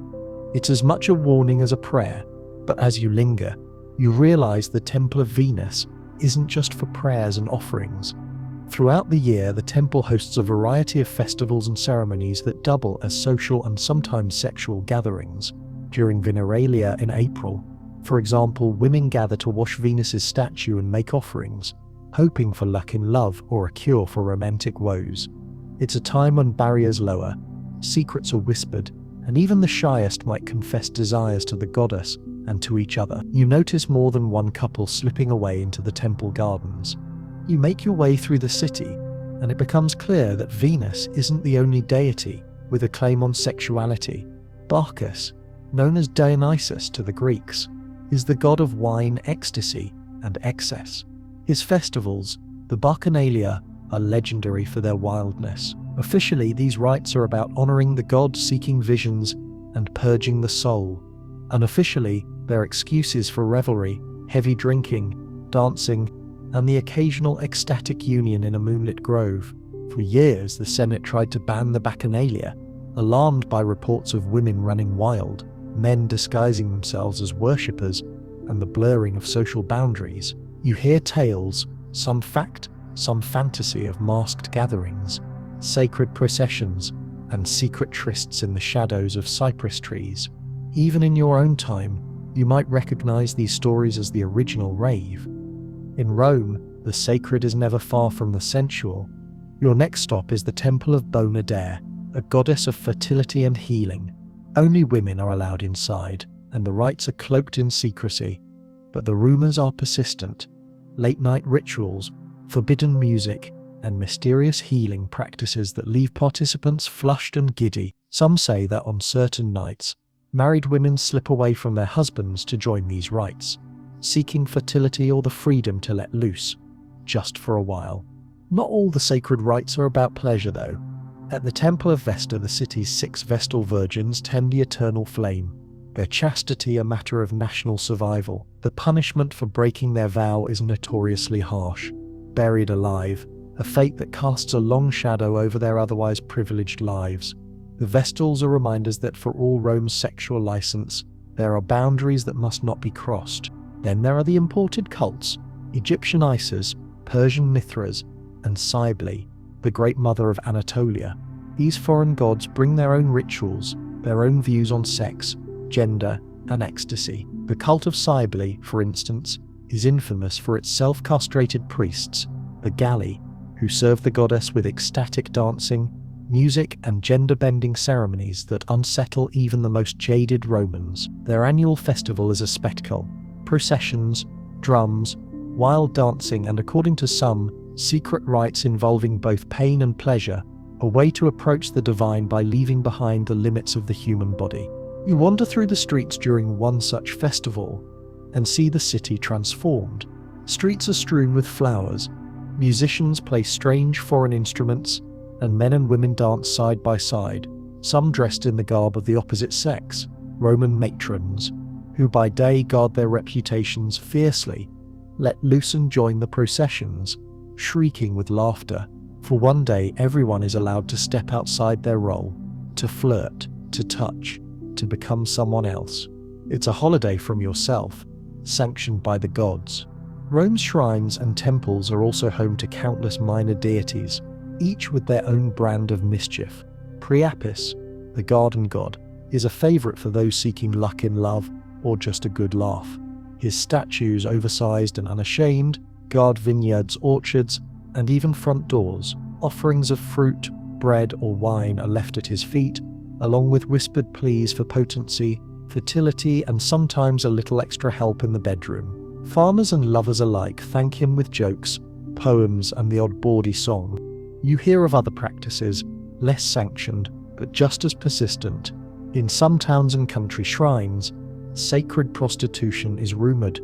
Women and sometimes men who serve as ritual partners in the temple, offering sex as a form of devotion. The reality is complex. While outright sacred prostitution is rare in Rome compared to the Near East, there are enough stories, enough unofficial practices to keep the rumors alive. Some temples hire companions to entertain priests and wealthy donors. Others simply turn a blind eye to the pleasures that blossom during festivals and pilgrimages. What's clear is that for many Romans, the divine and the sensual aren't rivals, they're partners. Fertility, after all, is the basis of life. Children are the hope of families, the future of the city, and ensuring the favor of the gods is as much about ritual as it is about pleasure. You see women tying ribbons around the statues of Lares, household gods, while quietly asking for strong sons and beautiful daughters. You watch a young man, nervous and hopeful, pour wine at Venus's feet and murmur a wish for love. Every prayer is a gamble, every offering a conversation with the universe. You find yourself at the festival of Floralia, held each spring in honor of Flora, goddess of flowers and blossoming. The city erupts in color, with parades of women wearing garlands, actors performing bawdy comedies, and the general mood turning raucous. Tradition demands that the performances be a bit risque, scenes filled with innuendo, comic nudity, and wild improvisation. Audience members toss beans and flowers at the actors, and sometimes the actors toss a little more back. The point isn't just to entertain, but to awaken the city after the long winter, to stir up life, fertility, and yes, desire. Floralia is also the one time of year when prostitutes are allowed to join the public celebrations openly, without fear of arrest or shame. They dance in the streets, lead processions, and trade jokes with senators and street vendors alike. For a few glorious days, the barriers fall, and everyone is a child of Flora, blessed by laughter and the promise of renewal. As the sun sets, you reflect on how Rome's sacred world is anything but prudish. The city's faiths and cults offer a dizzying array of ways to seek love, fertility, pleasure, and power. Some practices are ancient and communal, others are secret and deeply personal. In every corner you find echoes of longing, humor, anxiety, and joy, reminders that for Romans, sex is never just about the body, it's about the soul, the city, and the endless hope that tomorrow will be more abundant than today. You drift back through the torchlit streets, the sounds of festival laughter fading into the hush of night. You realize that in Rome, even the gods play the game of desire, and for one night at least, everyone is invited to join. It's a morning of soft light and quieter voices, at least for now. The festival's music has faded, and the city seems to catch its breath. But today you're about to walk a very different path into the shadowy tangle of gender and double standards in Roman life. You're about to ask, what about the women? In a world so obsessed with sex, pleasure, and power, what did Roman women really experience? Did they have any agency? Were they prisoners, players, or something else entirely? You start your day at the bustling market, where women move with baskets and bargaining voices. Some are wives and mothers, others are shopkeepers, wet nurses, midwives, or even slaves sent on errands. To a casual observer, women in Rome might seem woven into every corner of daily life, but behind the apparent normalcy, the rules for Roman women, especially when it comes to sex, are a labyrinth. For the elite, a Roman girl's fate is mapped from birth. She's raised in the women's quarters, watched by mothers, aunts, and slaves, and taught that her honor is the family's honor. By adolescence, sometimes before she's ready, She's promised in marriage, her dowry negotiated, her suitor chosen for connections, not affection. In most cases, her first sexual experience comes on her wedding night, under the wary eyes of relatives and servants. She's expected to be chaste, modest, and obedient. Her sexuality is a family asset, guarded fiercely, but the ideal is rarely the reality. Some girls, clever, daring, or simply lucky, find ways to shape their own stories. You overhear gossip about a senator's daughter who passed secret notes to her lover through her nurse, or about a merchant's wife who visited a shrine for prayers, but always returned flushed and grinning. One older woman laughs as she arranges grapes at her stall. Men make the rules, women learn to bend them. Marriage offers some women new freedoms and new risks. Once wed, a Roman matron gains status, but also scrutiny. She presides over her household, oversees slaves, and attends religious rites. But her behavior is always watched. An affair, if discovered, could mean disgrace, divorce, or even exile. The law is unforgiving. Augustus's reforms, you remember, made adultery a crime punishable by banishment and loss of property. But as you wander, you hear whispers about the wives who found ways to meet lovers, at the baths, in the gardens, or at the theatre, disguised behind veils and laughter. For most Roman women, sexual agency is shaped by class. Elite women may have more wealth and education, but also more to lose. Lower class women, vendors, freedwomen, labourers, navigate a looser set of rules. Many are married young, some by choice, some by force. Their sexuality is less protected, but sometimes more free. Widows, especially, command a unique power. With no husband to answer to, a widow can own property, run a business, and even choose new lovers or spouses. If she's smart, she might outlive several husbands and retire in comfort. There are also the women who live outside the lines, prostitutes, courtesans, and performers. Some are born slaves, forced into the work, others enter the trade by necessity or ambition. These women know the city's secrets better than most. You meet a courtesan who recites poetry in 3 languages and keeps a list of powerful clients. A Roman matron rules one house, she says, but I can enter many. The price, of course, is public scorn, and sometimes real danger. But for a few, wit and beauty can be traded for a kind of freedom unthinkable for most wives. And then there are the rare glimpses of love and pleasure, true agency, even joy. You overhear stories of couples who married for affection, not just alliance, and who still share jokes years later. You hear of women who took lovers discreetly, or men who respected their wives' intellect as much as their beauty.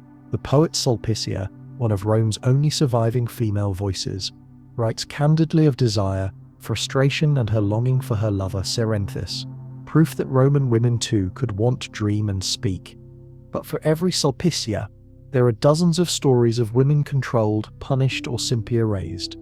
Rape is a real fear, especially for slaves and the poor. A husband has legal power to discipline his wife, even to kill her if she's caught in adultery under the old laws. A father can force his daughter into or out of a marriage. A brother can trade his sister for political gain. The Roman ideal of paetia, chastity and modesty, hangs over every female life, a standard as revered as it is impossible. Still, women find ways to shape their fates.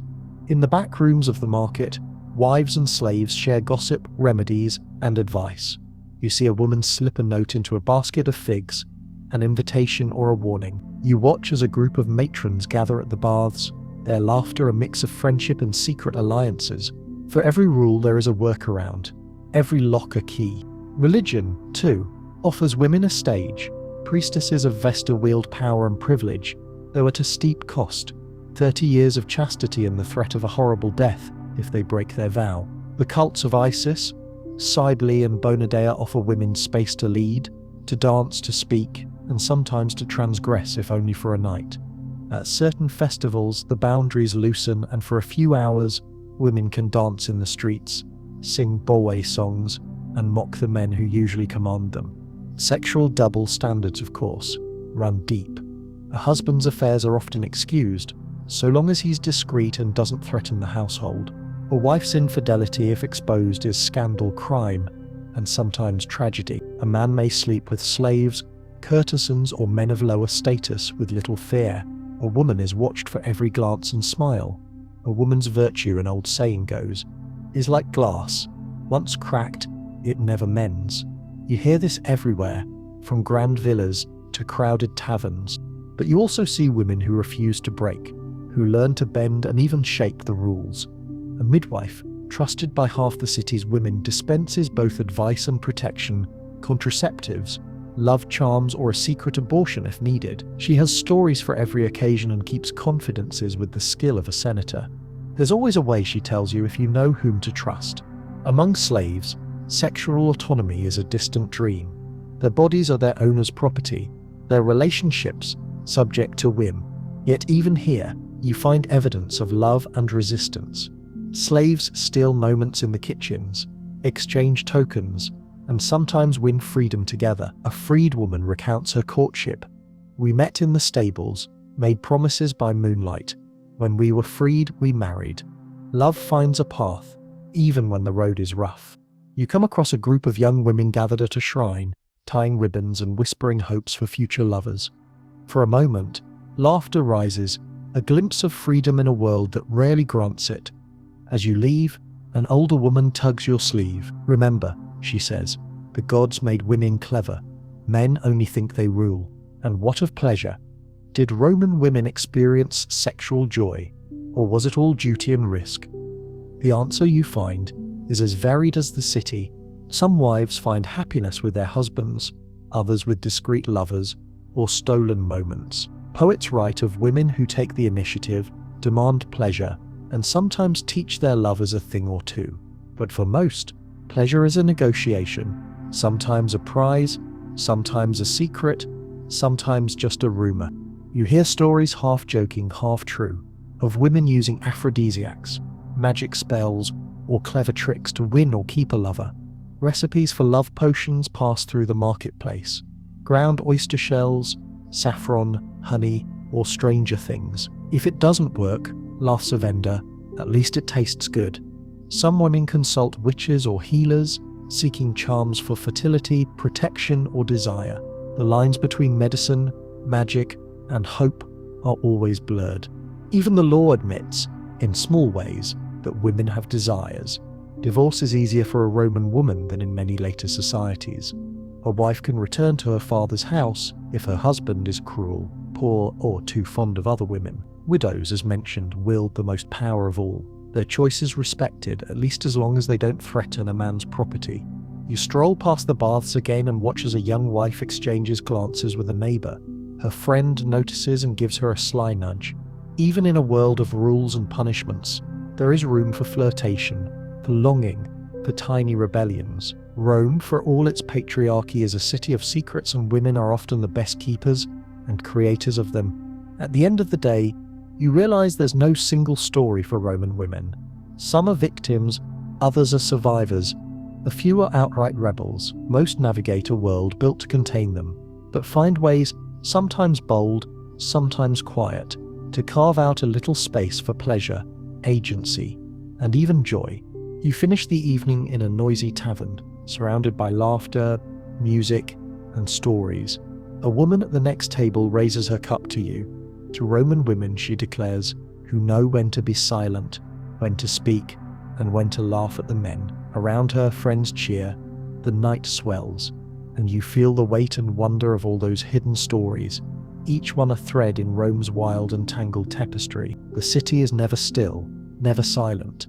Yet in the whirl of Rome's passions, laws, and double standards, there's a question that modern eyes can't help but ask.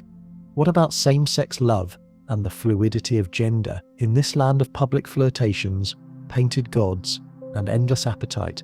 Where do those who love differently fit? Tonight you move through the moonlit city, eyes and ears open, ready to glimpse the quiet truths, and sometimes the noisy scandals of love that dared or didn't need to speak its name.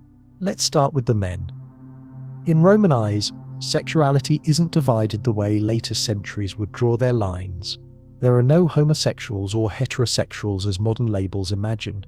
Instead, the questions that matter most are about status, role, and control. The central rule for a freeborn Roman male: you can do almost anything, as long as you're on top, both literally and socially.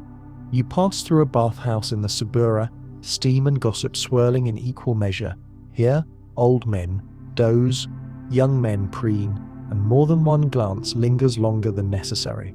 The city is full of stories, some whispered, some shouted, about famous men and their lovers. Julius Caesar, even in his own lifetime, was taunted as every woman's man and every man's woman, a sly jab at his rumoured affairs with both sexes. The poet Catullus mocks, praises and pines for both men and women in his verses. It's clear that attraction in Rome is as changeable as the Tiber's current. But not all love is created equal. For the freeborn male citizen, honour lies in being the active partner, penetrator, pursuer, initiator. To be passive, especially with another adult citizen, is another matter entirely. The most cutting insult for a Roman man is not that he desires other men, but that he allows himself to be used like a woman. There are dirty jokes, lewd graffiti, and if the rumours are juicy enough, even threats to political careers. Being called a Synodice or Parthicus is no small thing. It's a charge of effeminacy, a threat to one's dignity and status. Yet everywhere you look, desire finds a way. Older men pursue beautiful youths, sometimes with poetry, sometimes with gifts, cloaks, rings, a promise of future favours. Young men, especially those from poorer families, might accept such offers for advancement or adventure. A few become legendary for their beauty, courted by the city's most powerful citizens. If you visit a theatre or a gladiatorial school, you'll hear as much gossip about backstage liaisons as about the performance itself. For the lower classes, the lines are blurrier still. Slaves and freedmen are objects of desire, their bodies part of the everyday commerce of Roman life. Nobody cares if a senator keeps a pretty boy among his household staff, or if a merchant's son plays the flute with his friends. The city is full of stories of slave boys who became lovers, confidantes, even heirs, though of course they remain forever marked by their origins. Among soldiers too, the bonds of companionship sometimes deepen. There are tombstones that speak of the greatest love between two men who served, fought and sometimes died together. Some poets hint at the pleasures of camp life. Nights around the fire, bodies pressed close for warmth, desire flaring in the dark. The legions are a brotherhood, and if some brothers are closer than others, who is counting? But for all the possibility, there are boundaries that even Rome does not cross without consequence. Freeborn boys are, officially, off limits. Seducing a citizen's son is a crime, and more than one ambitious man has been ruined by such accusations, sometimes true, sometimes invented by rivals. The city laughs at the latest scandal, but behind the laughter is real risk. And what about women? Here, the picture is both fuzzier and, in some ways, freer. Roman law and literature are oddly silent about female same-sex love. No word in Latin quite matches the Greek lesbia. Instead, the poets speak obliquely, hinting at tribades, a term borrowed from Greece, at sapphic bonds, at women who prefer the company of their own. Martial, always eager for a dirty joke, teases women who avoid men, sometimes with scorn, sometimes with something like envy. You visit the baths again, this time on a Women's Day. The atmosphere is equal parts competition and camaraderie. Who has the best perfume, the finest hair, the boldest stories? You notice close pairs, sometimes sisters, sometimes friends, sometimes more. There's laughter, playful splashing, secrets passed beneath the steam. Maybe desire is there, or maybe it's simply the freedom to escape watchful eyes, to enjoy each other's company without fear of scandal. Some stories go further. The poet Ovid hints at women who share beds and vows. In the tales told behind fans and veils, matron and maid, widow and friend, sometimes become lovers, or at least confidantes with shared secrets. A midwife you meet is notorious for her discretion. She knows who comes to her for potions to avoid a husband's bed, who brings gifts for a dear friend in another part of town. Even the gods allow for every possibility. The goddess Diana surrounds herself with women, and the myths are filled with girls who flee marriage and men, seeking solace in sisterhood. The cult of Cybele, as you've seen, celebrates gender transformation and the breaking of male and female boundaries. Her galley priests who have abandoned their former selves dance and sing in ecstatic rituals, drawing crowds both scandalized and entranced. For one night, the rules are rewritten, and the whole city glimpses a world where identity is as fluid as wine. In some ways, it's the lack of labels that's most striking. In Rome, desire is an action, not an identity. There are no coming out stories, no parades, no manifestos, just the endless push and pull of status, power, longing, and pleasure. A senator may joke about his latest conquest.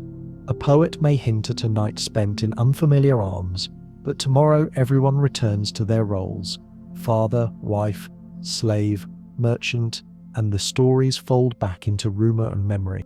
Yet there are moments of defiance too. At a festival, you witness a pair of men dance together, laughing, drunk on wine and freedom. In the shadows, two women slip away, hand in hand, unbothered by the world for a few precious minutes. At the races, a matron cheers a charioteer whose reputation is as much for his lovers as his victories. Nobody says it aloud, but everyone knows, and the city goes on. You hear of famous figures who challenge the norms. The Emperor Hadrian openly mourns the death of his beloved Antinous, commissioning statues, coins, and even a cult in the youth's memory. Poets celebrate their love in verses that survive centuries. Lucius Annaeus, Seneca, philosopher and advisor to Nero, writes of love that knows no boundaries, no law but its own. In the world of art and literature, at least, passion can sometimes trump propriety. Still, Rome's tolerance is never absolute. The powerful can afford their scandals. The poor must tread carefully. What the city tolerates in private, it sometimes punishes in public, especially when politics, inheritance, or reputation are on the line. Satirists and gossips sharpen their pens, always ready to take down those who push too far, too boldly, or too publicly. Yet for every rule, there are exceptions. For every boundary, there's a door left ajar. The city is full of those who slip through the cracks, who find love, pleasure, or companionship in ways the law never quite manages to stamp out. You realize that Rome's true wildness isn't in its orgies or its scandals, but in its refusal to pin desire down to a single story. As you wander home through moonlit streets, you pass a painted wall, a crude sketch of two lovers, gender ambiguous, laughter eternal, carries a simple message. Love as you will. It's not a manifesto, just a shrug, a wink, an invitation to join in the great, messy, untamable story of the city. Tomorrow, you'll learn how Romans tried to control what couldn't be controlled with spells, superstitions, and the hope that a little magic might keep desire and its dangers at bay. The night is still, but the city's heartbeat is restless. Rome, you've learned, is a world both carnal and controlled, where everything is at stake and nothing is truly private. But behind closed doors, and sometimes right in the open, another current pulses through Roman life: superstition, magic, and the endless quest to harness or ward off sexual power. If the law and the gods can't always control desire, maybe a spell, a potion, or a whispered curse can. Welcome to the world of Roman sex magic, part comedy, part terror, all unmistakably human. You start your morning in a bustling market. Here, alongside figs and amphorae, you find baskets of strange herbs: rue for protection, myrtle for love, rosemary for memory.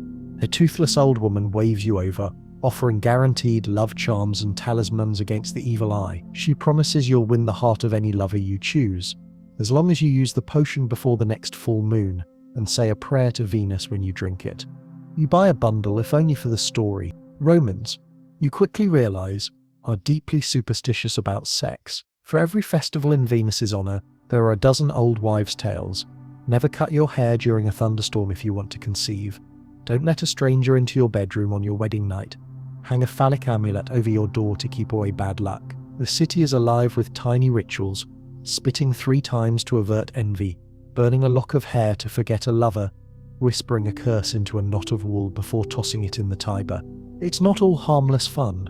The fear of Malachio, the evil eye, is real, especially in matters of love and fertility. Phallic charms fasten or hang from every doorway, worn by children, slaves, even soldiers. You see tiny bronze amulets carved with obscene gestures, meant to distract jealous spirits or malicious gossips. A baker's wife, noticing you admiring her necklace, leans in. "This keeps my husband faithful, or so they say." She winks, but you sense the hope and anxiety beneath the joke. Magic, for the Romans, is a last defense against chaos, especially the chaos that comes with desire. You learn that love spells are a thriving trade.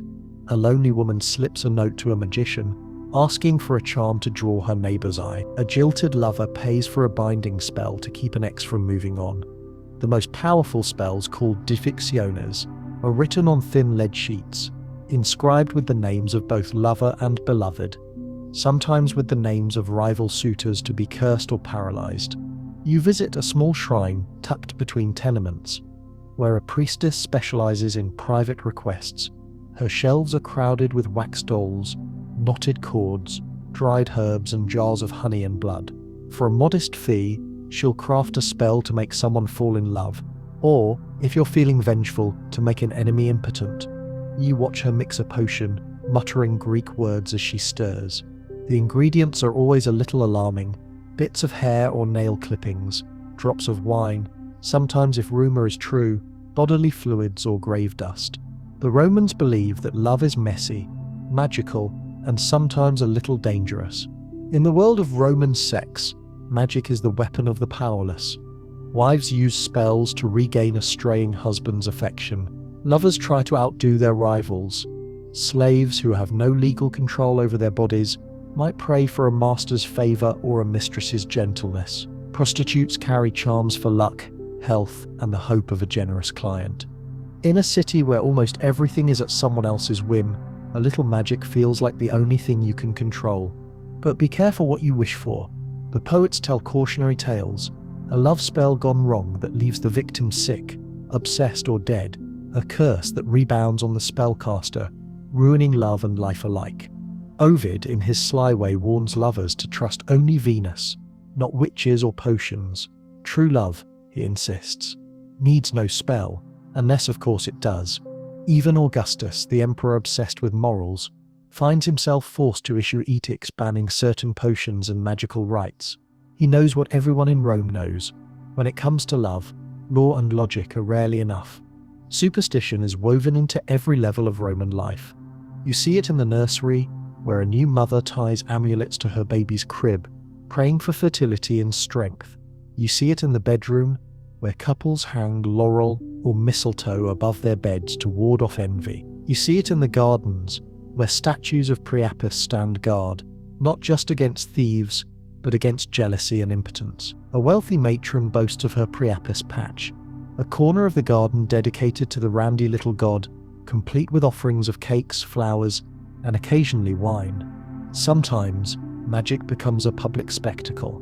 During the Lemuria, a festival of the dead, Romans perform elaborate rituals to rid their homes of restless spirits, especially those of lovers wronged or jilted. The head of the household walks barefoot at midnight, tossing black beans over his shoulder, chanting, "With these I redeem me and mine." He claps black pots and orders the ghosts to depart. The neighbors pretend not to watch, but in the morning everyone knows whose house needed the most beans. You hear tales of even stranger rites. A merchant claims his wife conceived twins only after visiting a temple where the priestess prescribed a night sleeping beneath a laurel tree, clutching a handful of garlic and a phallic charm. Another woman swears she cured her husband's wandering eye by sprinkling his sandals with a potion made from boiled lizard and wine. "He's never strayed since," she says, smiling. You try not to ask what happened to the lizard, but not all magic is benign. There are curses for revenge, not just love curses to cause impotence, infertility, or madness. Some Romans fear witches, women accused of using dark magic to seduce, destroy, or ruin reputations. You visit the edge of the city, where rumors swirl about an old healer, said to keep jars of strange powders and snakes. She's both feared and respected. When a senator's daughter is jilted, it's said her rivals all fall mysteriously ill. Yet for every dark story there are a dozen jokes. At a banquet, you hear the tale of a man who drank a love potion meant for another, fell hopelessly in love with his own wife, and spent a year composing terrible poetry. Another guest swears he was cursed by an ex-lover. Why else would my hair fall out? Laughter follows, but everyone checks their amulets, just in case. You're drawn to the graffiti in Pompeii, a city where every wall seems to whisper. Some are simple boasts. I won the girl of my dreams with Venus's help. Others are anxious. Damn you, Rufus, for stealing my love. May your wine turn sour and your tunic itch. Still others hint at desperate longing. Please, Venus, bring Aaliyah to me tonight, or I shall throw myself in the harbour. Love and magic, hope and fear, all scribbled side by side in the city's living diary. The practice of love magic has its own etiquette. The hopeful consult a magician, but often also visit the temples, leaving offerings to Venus or Fortuna, hedging their bets with the gods as well as with the occult. You see honeycakes, ribbons, coins, even small mirrors left at shrines. In a world where nothing is certain and everything is public, a little secrecy and a lot of hope go a long way. Of course, not everyone believes. The more rational-minded philosophers, doctors, and the city skeptics roll their eyes at the spells and talismans. True love is chemistry, not alchemy. The doctor tells you. Still, he admits, when his wife was sick, he sprinkled her pillow with rose petals and prayed to Venus. It can't hurt, he shrugged. But for most Romans, the distinction between science and superstition barely exists. The same doctor who prescribes herbs for fertility might recommend wearing a particular stone for luck in childbirth.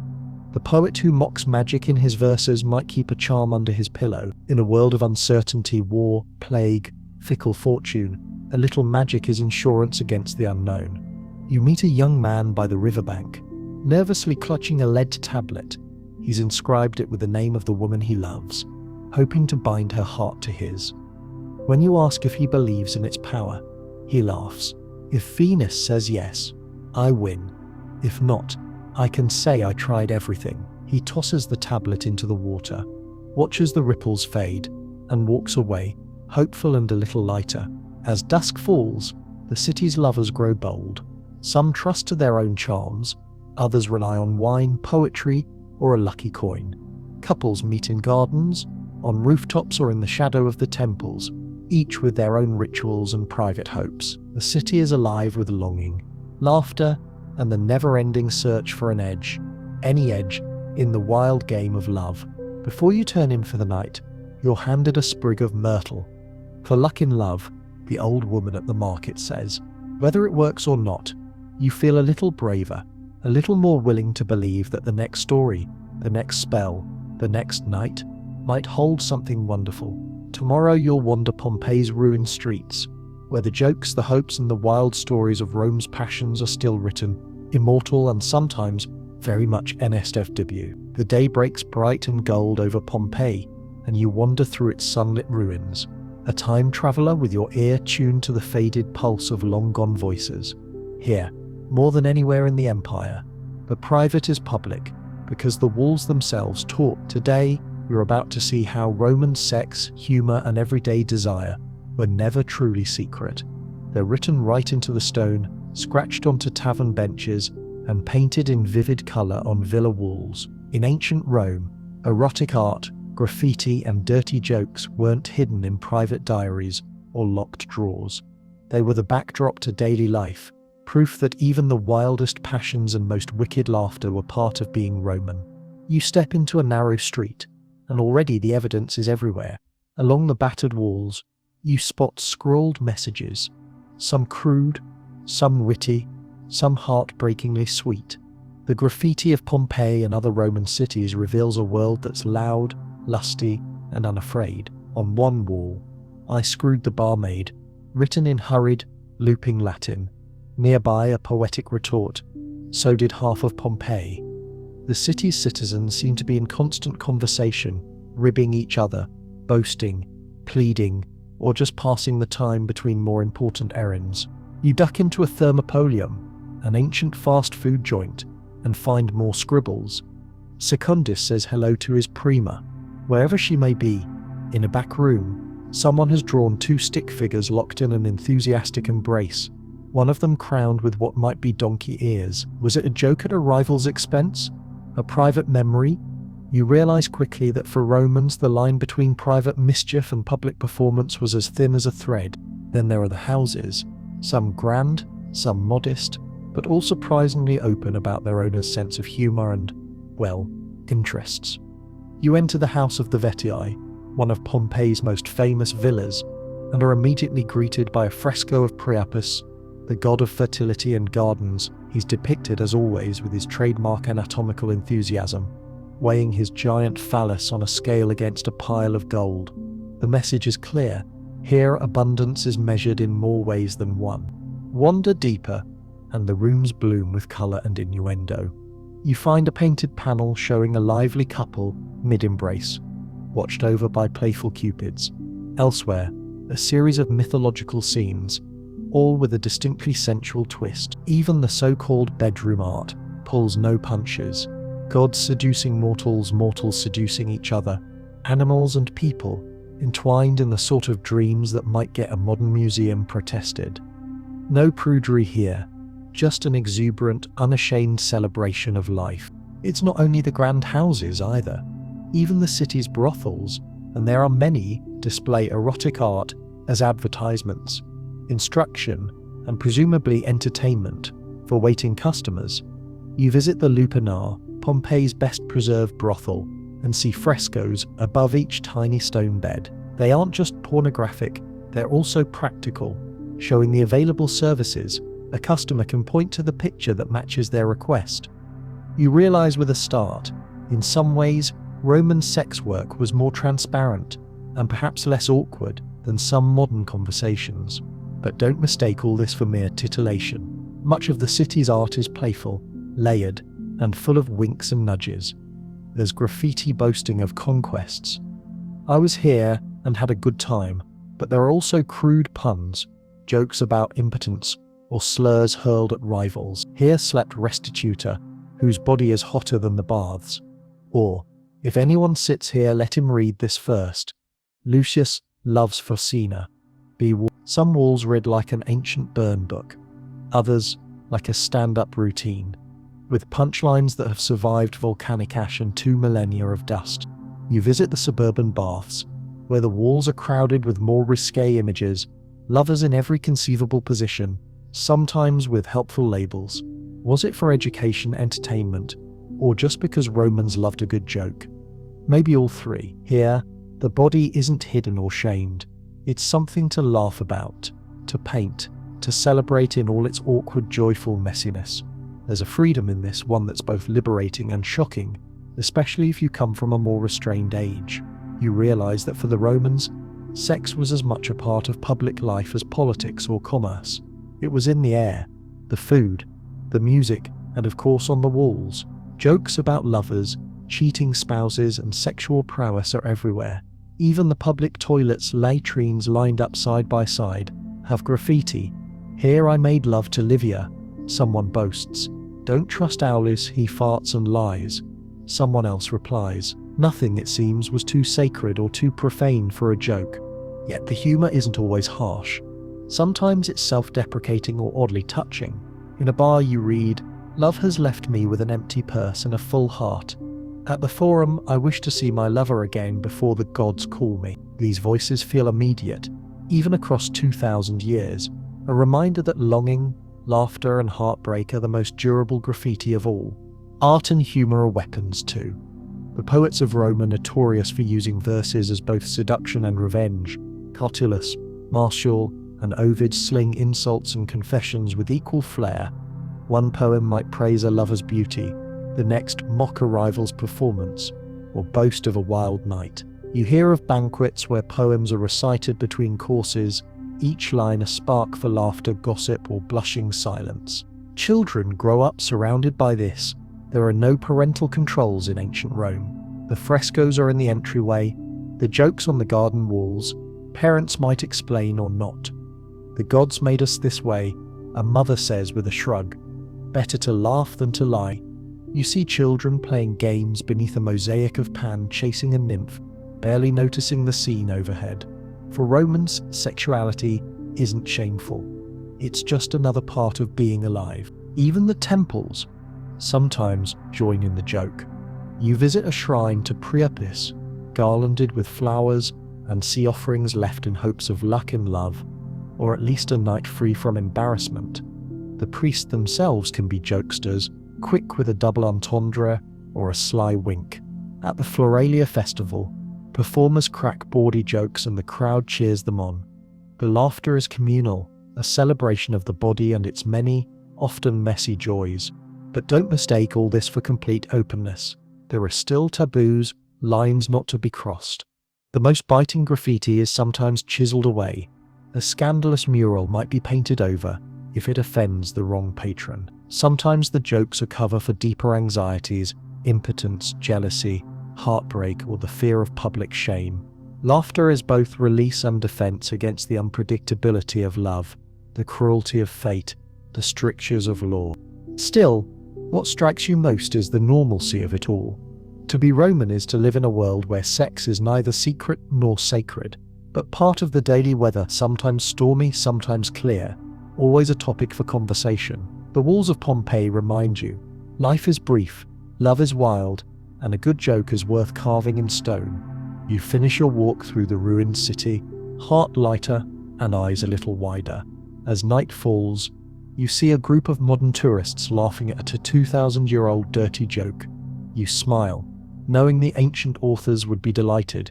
Tomorrow you'll discover what happens when all this wildness goes too far, when emperors and elites push boundaries, and Rome itself trembles at the scandals. The sun is setting, painting the rooftops of Rome with that soft, honeyed glow that somehow makes even the city's oldest stones look new. But as darkness creeps across the forums and alleyways, another sort of illumination flickers into life, one that comes not from oil lamps but from the lurid stories whispered through marble halls and shouted in the taverns. Tonight, you're headed straight into the lair of the legendary Roman elite. If you think you've seen wildness at the banquet, the brothel, or the festival, wait until you glimpse the appetites and excesses of those who ruled the empire. This is the world of imperial scandals, where sex isn't just pleasure or power, it's a weapon, a threat, a source of terror, and sometimes a very expensive mistake. You join a crowd outside the Palatine Hill, where the richest and most powerful Romans have their villas. Even at a distance, the place feels different, hushed, tense, as if the marble walls themselves are trying to listen in. Gossip in Rome is a weapon, but when it comes to emperors and their families, rumor can topple dynasties. Let's start with the worst-kept secret, the Imperial orgy. No, it's not just salacious rumor.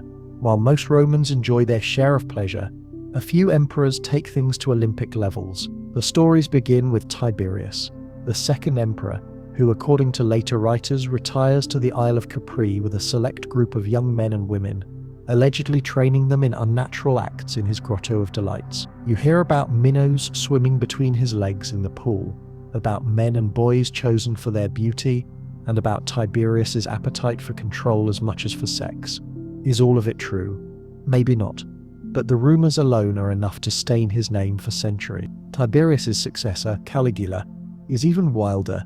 Nicknamed Little Boot, Caligula earns a reputation for cruelty, excess and sexual scandal almost immediately.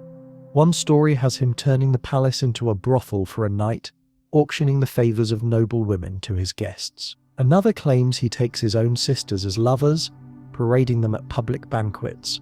There's a grim, almost desperate humor in the way Romans retell these stories. In Caligula's Rome, they say, it's safer to be a stranger than a sister. The jokes barely mask the fear. When the emperor's whims rule everything, nobody, not even family, is safe. You hear darker tales too. Nero, infamous for his violence and his endless need to shock, supposedly stages mock weddings, playing both bride and groom. He forces senators to attend his marriage to the freedman Sporus, whom he dresses in a bridal veil after allegedly castrating him. At his parties, Nero rewards inventiveness. Musicians, actors, and lovers compete for his favor in ways both spectacular and scandalous. Sometimes he dresses as a wild animal and hunts men and women through the palace gardens. The boundaries between entertainment, politics, and terror blur into a single, never-ending performance. Yet for every emperor who drowns himself in pleasure, there are dozens of courtiers, senators, and rivals drawn into the undertow. Sex, at this level, is never just about bodies. It's a way to win favors, gather secrets, or destroy enemies. A whispered accusation of adultery, true or not, can land a rival in exile. Or worse, a mistress can make or break a fortune. Even marriage, at this level, is a political chess match with the most beautiful and ambitious players willing to risk everything for a night in the emperor's bed. It's not just the men either. Imperial women wield sex and scandal with equal skill. Messalina, the notorious wife of Claudius, is a legend in her own right. The rumors claim she competed with Rome's most famous prostitute to see who could entertain more men in a night, and won. True or not, the story is repeated with relish, a cautionary tale about the dangers of too much power in a woman's hands. Messalina isn't alone. Agrippina, Nero's mother, is accused of incest, poisoning, and seduction, using her charms to manipulate the line of succession. Livia, wife of Augustus, is said to have eliminated rivals by any means necessary, her bedroom as much a battlefield as the Senate. If it all sounds like an over-the-top soap opera, that's because it is. Except here, the stakes are real. Life-death empire. You sit in a tavern and hear stories that would scandalize even the boldest playwright. The senator's daughter disappears after refusing an imperial invitation. A poet is exiled for writing verses that strike too close to home. At every level, pleasure and terror are intertwined. For the average Roman, these stories are both thrilling and terrifying. The excesses of the emperors set the tone for the city. If the ruler can break every rule, what's to stop anyone else? But the message cuts both ways. Sometimes, public outrage forces a reckoning. When Caligula goes too far, he's stabbed by his own guards. Nero, pursued by enemies and abandoned by friends, dies alone, his name cursed in the streets. Rome is wild, but even Rome has limits. You start to notice how the stories change with the tellers. Some writers like Suetonius and Tacitus paint the emperors in the darkest colours, relishing every sordid detail, often with a political axe to grind. Others, like the satirist Juvenal, mock the whole system, suggesting that the real scandal isn't the sex itself, but the hypocrisy that surrounds it. A few defenders of the emperors try to explain or excuse the wildest rumours, insisting their inventions by jealous enemies, but the city prefers its legends lurid, and with each telling, the scandals grow. Of course, not every emperor is a monster. Augustus, Rome's first emperor, works hard to present himself as a paragon of virtue, enforcing strict laws against adultery and holding up his family as models, even as his own daughter Julia becomes the subject of scandalous gossip. Trajan, loved by the army, is remembered for his public generosity and rumoured private affairs with young men, but nobody seems to mind, as long as the city thrives. Hadrian's love for Antinous is immortalised in marble, their bond celebrated more as tragic romance than scandal. The imperial household is a magnet for every ambition, desire and fear. Lovers are currency, spies or both. Freedmen and freedwomen rise from obscurity to dizzying power, sometimes by offering the right pleasure to the right patron. You hear of secret corridors, hidden gardens, and nighttime masquerade spaces where the usual rules are suspended, and the boldest or luckiest may rise or fall by dawn. Meanwhile, the city's artists and poets never miss a chance to immortalize or exaggerate the wildness at the top. Erotic poems about imperial mistresses circulate alongside political lampoons. Satirists imagine the emperor's bedroom as a stage where everything is permitted, so long as it pleases the master of ceremonies. If a joke gets too close to the truth, the punishment is swift. A tongue cut tut, a family exiled, a statue toppled into the Tiber. In a world where sex is power, even the gods get drawn into the drama. Banquets held in the emperor's honor blur into orgiastic rituals. Vestal virgins are caught up in accusations and rumors. Festivals turn from religious observance to public performance, with the city itself as both audience and actor. Yet beneath the spectacle is always the risk, the knowledge that wildness, unchecked, can destroy as easily as it entertains. Rome's true genius is in walking the knife edge between pleasure and catastrophe, laughter and violence. When the balance tips too far, the empire shudders. The scandals of the palace ripple outward, unsettling families, marriages, and even the city's sense of itself. You finish the night at a crowded inn, listening to a pair of merchants argue over which emperor was the most depraved, which scandal the most outrageous. The serving girl, clearing empty cups, leans in and whispers, "Don't believe half of what you hear, but the other half, well, sometimes it's not wild enough." She grins, and the room erupts in laughter. As you make your way home, torch in hand, you realize that the wildness of Rome isn't just in its orgies or scandals, it's in the way the city makes room for every possibility, every hope, fear, excess, and mistake. The emperors come and go, their lovers, rivals, and victims fade into legend. But the city goes on, hungry for the next story, the next thrill, the next wild night. Tomorrow you'll see what happens when the rules break down, when pleasure collides with punishment, and Rome decides who's allowed to cross the line and who must pay the price. The air is heavy with stories this morning. Rome, so often a city of celebration and license, is also a city of judgment, a place where even the wildest pleasure can turn to danger, and where everyone, from slaves to senators, knows that laughter can twist into shaming, exile, or worse. Today you walk through the city, not as a party guest or festival goer, but as a witness to the flip side of Roman desire, the punishments, public shaming, and the merciless edge of the law. You begin your day near the Forum, where magistrates and lictors, their faces stern, oversee the parade of Roman justice. It's here, beneath marble colonnades and amidst the chatter of onlookers, that reputations are made and unmade, often in the blink of an eye. Sex in Rome is everywhere. Yes, but so are rules about who can do what, with whom and when. Step across the wrong line, and you might find yourself a character in the city's most brutal drama. Start with adultery, the offense that makes every gossip column tremble. As you know by now, Augustus took matters into his own hands with the Lex Julia de Adulteriis, a law so strict it changed the city's pulse. For the first time, adultery wasn't just a family shame, it was a public crime, with punishments as spectacular as any festival. If a woman was caught in the act with someone other than her husband, and the wronged husband or father pressed charges, the consequences could be swift and severe: banishment to a remote island, loss of dowry, confiscation of property. For her lover, similar fate, unless he had the right friends in high places. You hear the echoes of these trials in the Forum stones.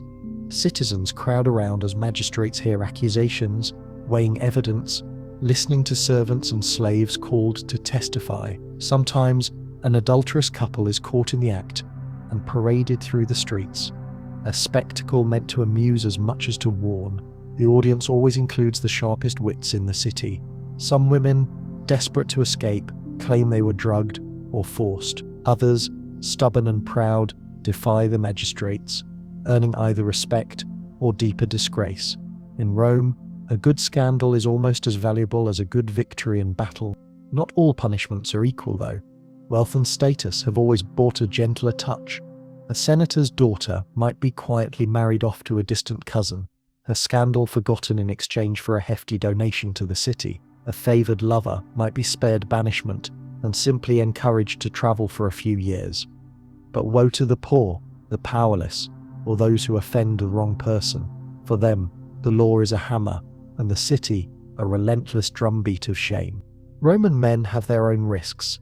While the law is less harsh on a husband's infidelities, it doesn't forgive offences that disrupt public order, insult another man's honour, or cross forbidden lines.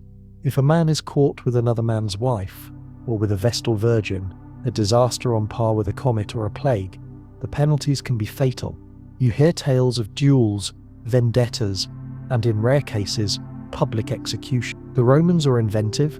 A man found guilty of incest or sacrilege might be sewn into a sack with a dog, a rooster, a viper, and a monkey, then tossed into the Tiber, a punishment so dramatic it sounds like a myth, but is. Public shaming is Rome's true genius. You walk through the marketplace and see it everywhere: graffiti mocking adulterers, vendors refusing to sell to shamed families, children taunting each other with their parents' secrets. At a bathhouse, someone has painted an unflattering likeness of a well-known matron, labeling her the breadth of Rome. open to all. The joke stings, but the real wound is social exile. To lose dignitas, that precious Roman honor, is sometimes worse than losing wealth or life. You watch a procession of convicted adulterers, heads bowed, their hair cut short in a mark of disgrace. They are escorted out of the city, jeered by a crowd that's part angry mob, part eager audience. The spectacle is both entertainment and warning. It's said that in Rome, a scandal can travel faster than a chariot, and that a single well-placed rumor can destroy a dynasty. The city never forgets. The bards and poets make sure of it, but the law's reach goes beyond adultery. Certain kinds of sexual deviance are punished not just with scorn, but with legal force. Men found guilty of rape, especially against freeborn women or boys, can be executed or condemned to the mines. Slaves, often victims themselves, may find no justice at all unless their owner demands it. When the guilty are highborn, the law may be bent or ignored, but for most, the consequences are as severe as the city's imagination allows. You pass the statue of a Vestal Virgin in a quiet courtyard and recall the stories. If a Vestal is accused of breaking her vow of chastity, her trial is a public event. She's paraded through the city in white robes, then buried alive in a sealed chamber, the ultimate sacrifice for a city obsessed with purity. Her lover, if found, is beaten to death in public. The message is clear: some boundaries are sacred, and breaking them threatens the very heart of Rome. You're invited to a dinner party, but tonight, the mood is subdued. The host's cousin has just been exiled for an affair with the wrong woman. The family whispers in corners, calculating alliances, measuring who will stand by them and who will shun them at the next festival. Even here, at the highest tables, the law is a lurking guest. Shaming isn't always a public affair. Sometimes it's private. Cold shoulders, invitations that never arrive, doors that stay closed. The poets, never far from scandal, relish these dramas, martial rites of rivals humiliated in love. Ovid pens verses about lovers discovered and sent away. The city is awash in irony, its laughter tinged with fear. You meet a merchant whose wife was caught with a neighbor. He shrugs. What can I do? Divorce her, and her family will ruin my business. Keep her, and I'm a laughingstock. For many, the answer is to look the other way, keep secrets, and pray the next scandal finds someone else. Yet, for all the harshness, there's room for mercy at least. Sometimes, a repentant wife may be allowed to return to her family. A lover may find a patron to plead his case. The law is rigid, but Rome's real power is in negotiation. The right friend, the right bribe, the right story whispered in the right ear. These can soften even the strictest verdict, but woe to the boastful.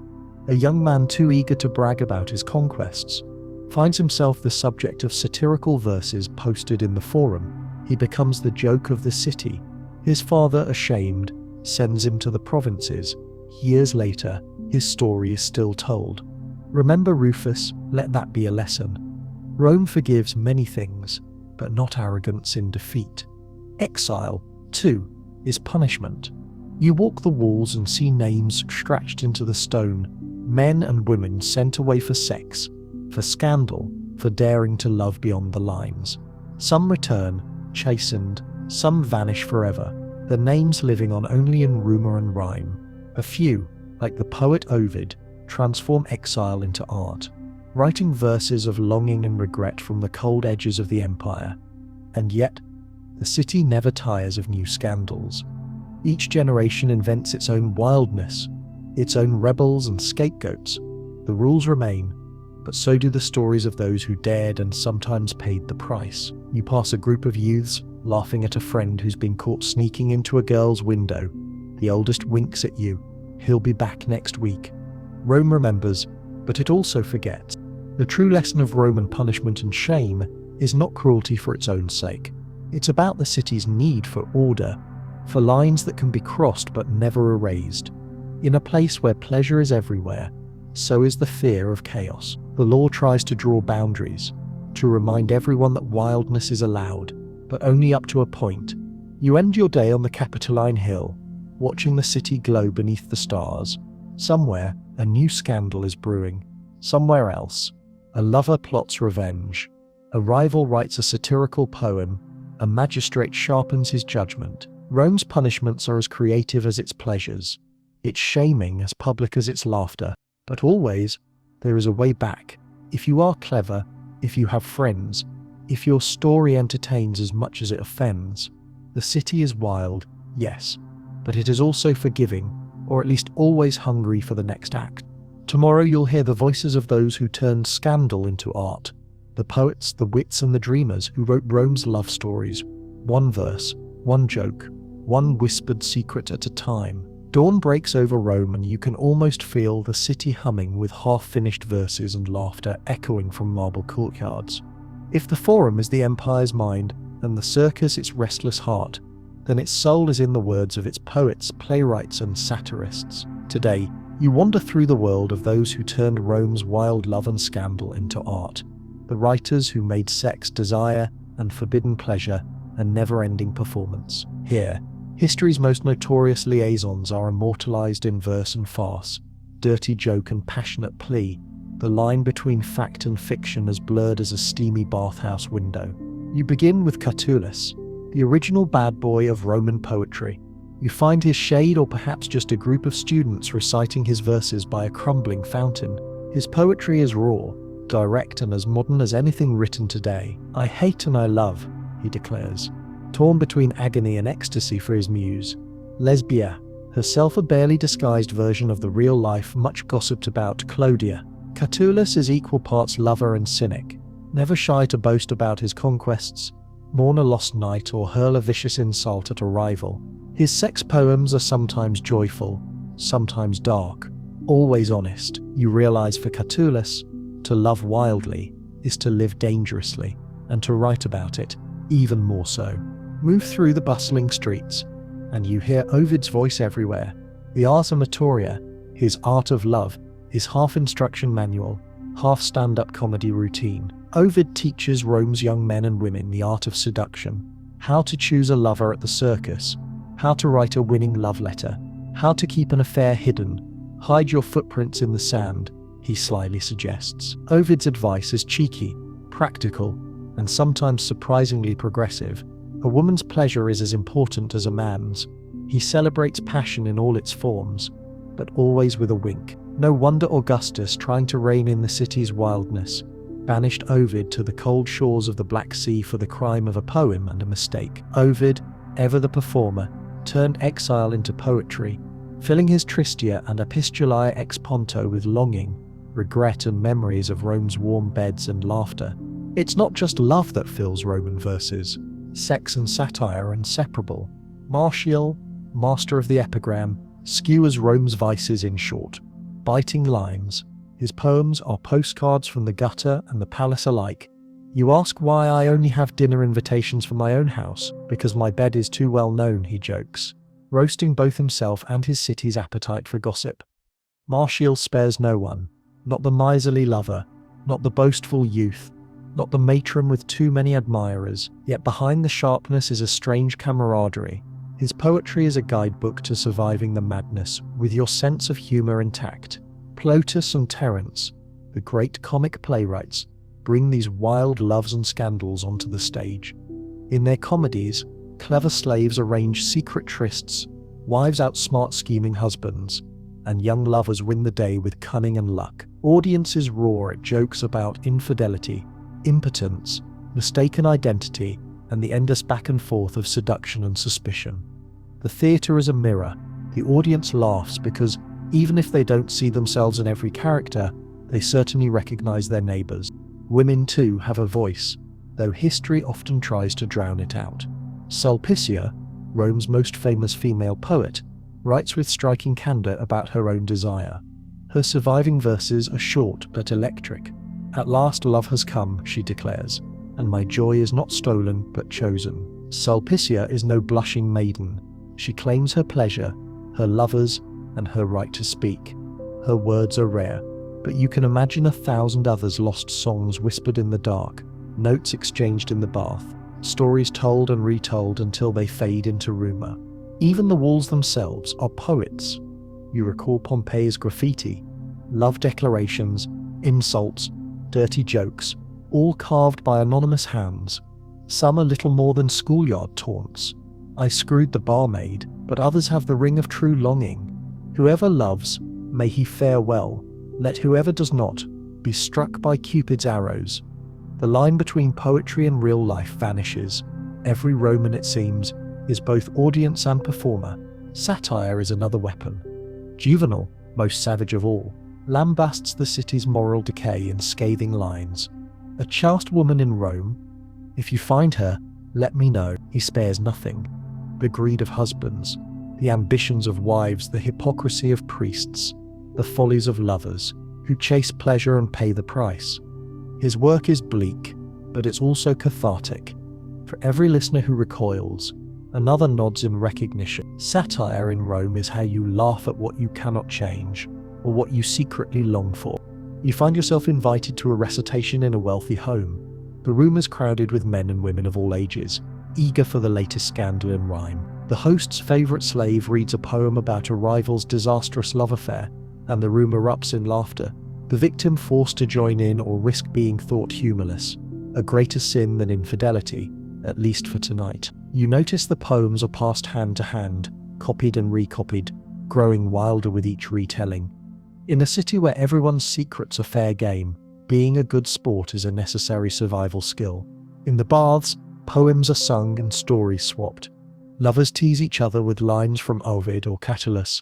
Friends roast each other with martial zingers. A woman quotes Sulpicia to a secret companion, and the echo bounces off the marble. Let others boast of their conquests. I boast of my choice. In the taverns, travelling minstrels recite tales of gods and mortals. Laughter mingling with the clink of cups. Even children play games inspired by the loves of Venus and Mars. The tricks of Mercury, the jealousies of Juno. The wildness of Rome is not just in its acts, but in its words. Stories swirl around every corner, a kind of shared currency that buys laughter, revenge, seduction, and sometimes forgiveness. The best poets are as much historians as the senators, capturing not the official version, but the lived reality, messy, joyful, and heartbreakingly honest. You're struck by the city's tolerance for contradiction. Here, you can be mocked for your lovers and praised for your verses about them. You can be exiled for scandal, but immortalized in rhyme. A disastrous affair might ruin your career, but win you a place in the next play or poem. The theatre of love and sex is open to everyone. Slaves, freedmen, patricians, women, foreigners. The only ticket you need is a good story. At sunset, you stroll through a garden, pausing beneath a statue of Venus draped in roses. Someone has left a poem at her feet. Scrawled on a scrap of papyrus, Venus laughs at secrets kept. Desire runs where caution slept. In Rome, love's a crowded street. Take your chances, risk defeat. You read it twice, then tuck it back. As you walk on, you hear music drifting from an open window. A comic song about a baker's wife and a handsome centurion. The audience inside roars. Outside, the city glows. The world's oldest, wildest, and most creative open mic night. Tomorrow, you'll move from the high art of poetry to the raw drama of daily life, following the trail of those whose loves shaped the fates of families, fortunes, and sometimes the city itself. As dusk melts into the streets, you feel Rome's pulse quicken. Not just in poetry or jokes, but in the tangled, urgent choices that shape real lives. If the city's writers and artists give the world permission to laugh at love and scandal, it's the flesh and blood Romans, young and old, rich and poor, who turn those possibilities into reality. Tonight you'll slip beyond the banquet halls and gardens to witness the consequences of all that wildness, how love and lust reshape families, fortunes, and even the city's politics. In Rome, every affair, every marriage, every secret rendezvous is a move on a board where power, passion, and survival are forever entwined. Begin with the families. You follow the fortunes of the Julia, a middling but ambitious clan living just off the sacred way. The father, Lucius Julius, married up, a wife from an older patrician family. Their union was arranged to seal a business deal, but over time, true partnership blooms. Lucius, a steady hand in the markets, quietly tolerates his wife's circle of clever, well-born friends, some of whom are more than friends. She in turn looks the other way when Lucius's eye wanders. provided he keeps it discreet and doesn't threaten her children's inheritance. Yet not every house is so stable. The younger Julia's son, Marcus, is in love with a freed woman singer. The family is scandalized, marriage is out of the question, and Marcus risks both reputation and inheritance. Still, the affair continues. The two are seen together at the races, at the baths, in the noisy dark corners of a taverna. Gossip swirls, and Lucius is forced to choose disown a son for love, or gamble that public attention will soon find a juicier target. In the end, Lucius lets Marcus keep his lover on the condition that their children, if any, will never bear the Julius name. It's compromise, Roman style, pragmatic, unromantic, but survivable. Just down the street, the wealthy Claudia are busy plotting marriages for their 3 daughters. The youngest, Julia, is sent as a bride to an aging senator, her dowry a ticket to political influence. At first, Julia dreads her new life, but she quickly learns the rules. Alliances are everything. Appearances matter more than affection, and cleverness can open as many doors as beauty. Within months, she's the center of her own circle, hosting poets and philosophers, and if rumors are true, receiving late-night visits from a dashing tribune. Her husband pretends not to notice, as long as Julia's charm brings him clients and allies. For the Claudia, a little discreet wildness is a family asset. For those with less power, the stakes are higher and the margin for error smaller. You follow a baker's wife, Livia, who falls in love with the young mosaicist hired to repair their atrium floor. Their trysts are hurried, hidden, always at risk of discovery by neighbors or jealous rivals. When Livia's husband begins to suspect, she faces a brutal choice: confess and risk divorce and poverty, or end the affair and keep her home. With a heavy heart, she chooses her children's security over love. The mosaicist leaves for a new job in Ostia. Livia never speaks of him again, except in whispered jokes at the baths. Even slaves and freedmen play for keeps. Among the staff of a grand villa, love affairs can make or break fortunes. A favored maid who bears her master a child may win her freedom and a small house in the suburbs. A trusted steward, caught bedding the wrong guest, can find himself flogged and sold by dawn. Friendships form around secrets. A kitchen boy keeps silent about his mistress's late-night meetings in return for a silver ring. A body slave helps a master compose love letters, hoping for a share of the rewards if the affair prospers. In the world of Rome's powerful, love and scandal are weapons. A senator seeking a key vote might offer his daughter as a bride, sweetening the deal with a rumor about her charm or her dowry. Rivals dig for dirt, paying spies to uncover liaisons, secret pregnancies, or unapproved lovers. A whispered accusation at the wrong moment can derail a marriage, an election, or a legacy. The stakes are especially high for women. A wife with ambition can rise with her husband, or if she is bold and lucky, on her own. But a single scandal, whether real or fabricated, can undo years of careful plotting. Consider the case of Flavia, a wealthy widow with 3 marriages behind her. Each husband's death increased her fortune and her freedom. She is courted by young men and envied by matrons, but her choices are always strategic. One night, she arranges a private feast, inviting a rising political star rumored to be the next heir to dial. By morning, Flavia has secured a promise of protection for her son and a new line of credit. The guests gossip about her charms, but Flavia knows she's won a different kind of prize: the ability to shape her own destiny in a city where most women have none. At the bottom of the social pyramid, wildness offers fleeting joys and lasting dangers. Freed women and prostitutes may win favor and a taste of luxury, but are always vulnerable to violence, jealousy, and sudden reversals of fortune. Among the city's street vendors, a beautiful fruit seller becomes the talk of the neighborhood, pursued by young men and older merchants alike. For a season, she enjoys the power of attention, but when her chief protector is arrested, she's left exposed. Within a month, she disappears, another life swallowed by the city's appetite. But sometimes, love changes everything. At a crowded inn, you hear the story of a gladiator who wins his freedom with a daring performance, only to give up his chance at a quiet life for the woman he loves. A wine seller's daughter with a quick wit and a sharp tongue. Together they set up a tavern where the wine is cheap, the stories are wild, and the laughter never quite covers the fear that Rome could, at any moment, demand a higher price for their happiness. Politics and desire are inseparable. When the city's leading general returns from a victorious campaign, he hosts a feast to thank his supporters. The guest list is as carefully crafted as any battle plan. Allies are seated near the host, rivals at the far end of the table, and would-be lovers arranged to maximize gossip and minimize duels. After dinner, the general's wife appears, her beauty praised, her virtue the subject of veiled jokes. The general himself is rumored to keep both a favorite actor and a scribe as lovers, but in Rome, such things matter less than loyalty and results. If the general keeps winning, he can love as wildly as he likes. If he loses, every rumor becomes a weapon. Families break and remake themselves on the anvil of love and scandal. Divorce is common among the elite. Children from 3 or 4 marriages may live under one roof. Half-siblings and stepmothers thrown together in a never-ending social puzzle. Each new union brings fresh alliances and new risks.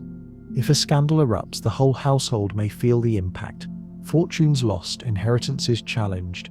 Friendships ended in a single angry night. You see children whispering secrets at the dinner table, learning early which truths to speak and which to hide. Across the city, love and lust are the great equalizers. Every Roman, no matter their status, is vulnerable to desire's unpredictable power.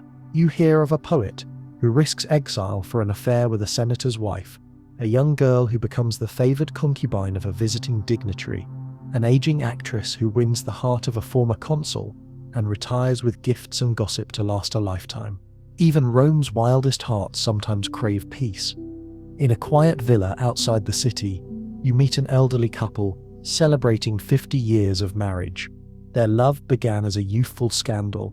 He, a clerk, she, the daughter of a freedman. Against all odds, they survived shame, hardship, and family exile, building a life that is neither rich nor powerful, but filled with small joys, morning walks, shared jokes, children who visit with laughter and bread. When you ask them the secret, the old woman grins. We never let the city have the last word. If Rome tried to break us, we broke our own bread instead. You realize that for every story of heartbreak or disaster, there are a dozen untold tales of endurance, compromise, and unexpected happiness. Wildness in Rome is rarely about defiance for its own sake, and more often, it's about survival, negotiation, and the hope that love, however brief or complicated, can tip the scales against fate. As the night deepens, you pass a wedding procession. Young lovers, flanked by torches, musicians, and shouting children. The bride's veil is bright with flowers. The groom's eyes are full of hope and terror.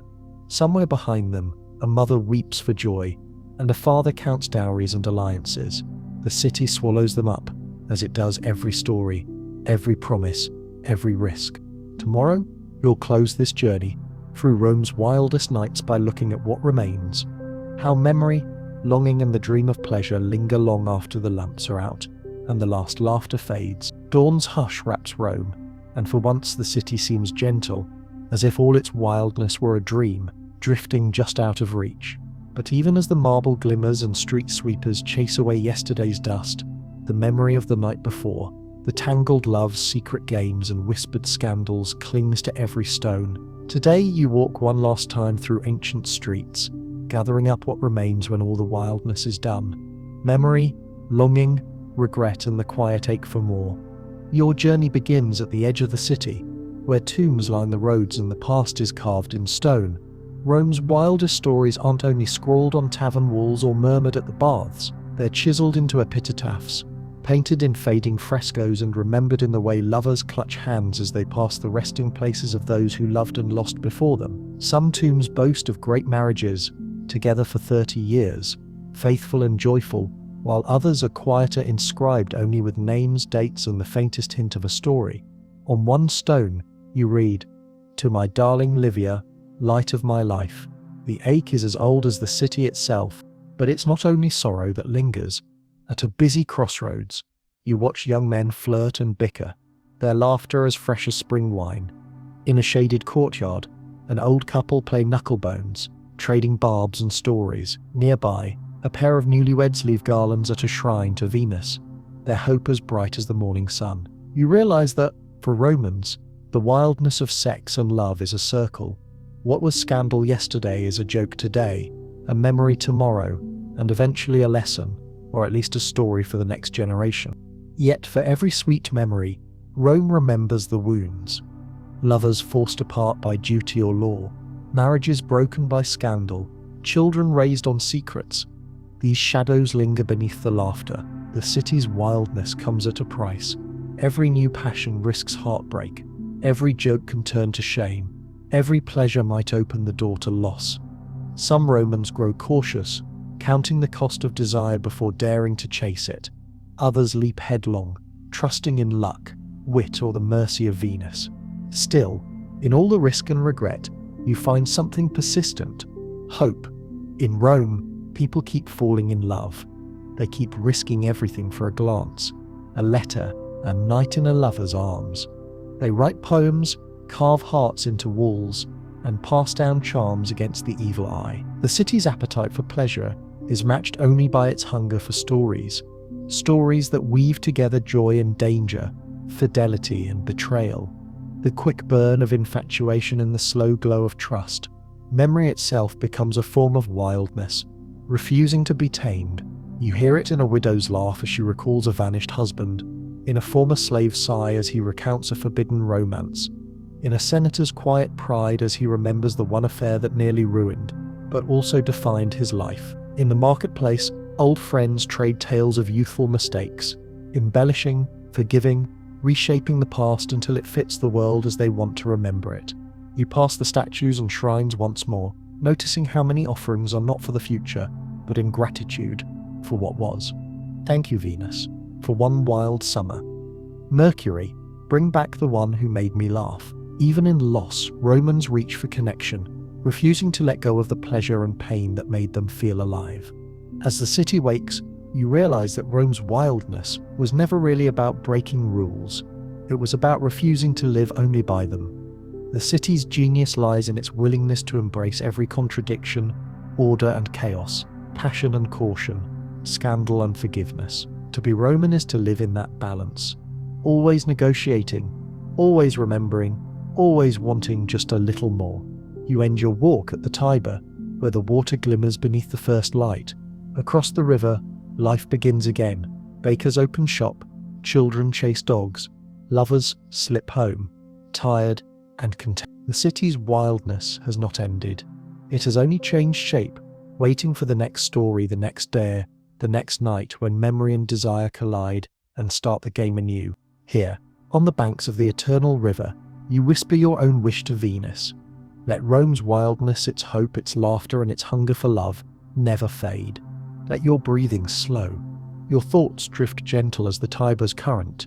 The streets of Rome soften into shadow, laughter and music lingering only as whispers on the night air. You remember the warmth of the sun on ancient stones, the bright laughter in the baths, the shimmer of silk at midnight banquets, and the secret glances traded beneath painted ceilings. Let each memory settle softly around you. The wild dances, the forbidden kisses, the stories scribbled on every wall and hidden in every heart. Feel the weight of the city fall away, leaving only the comfort of stories well told and passions bravely lived.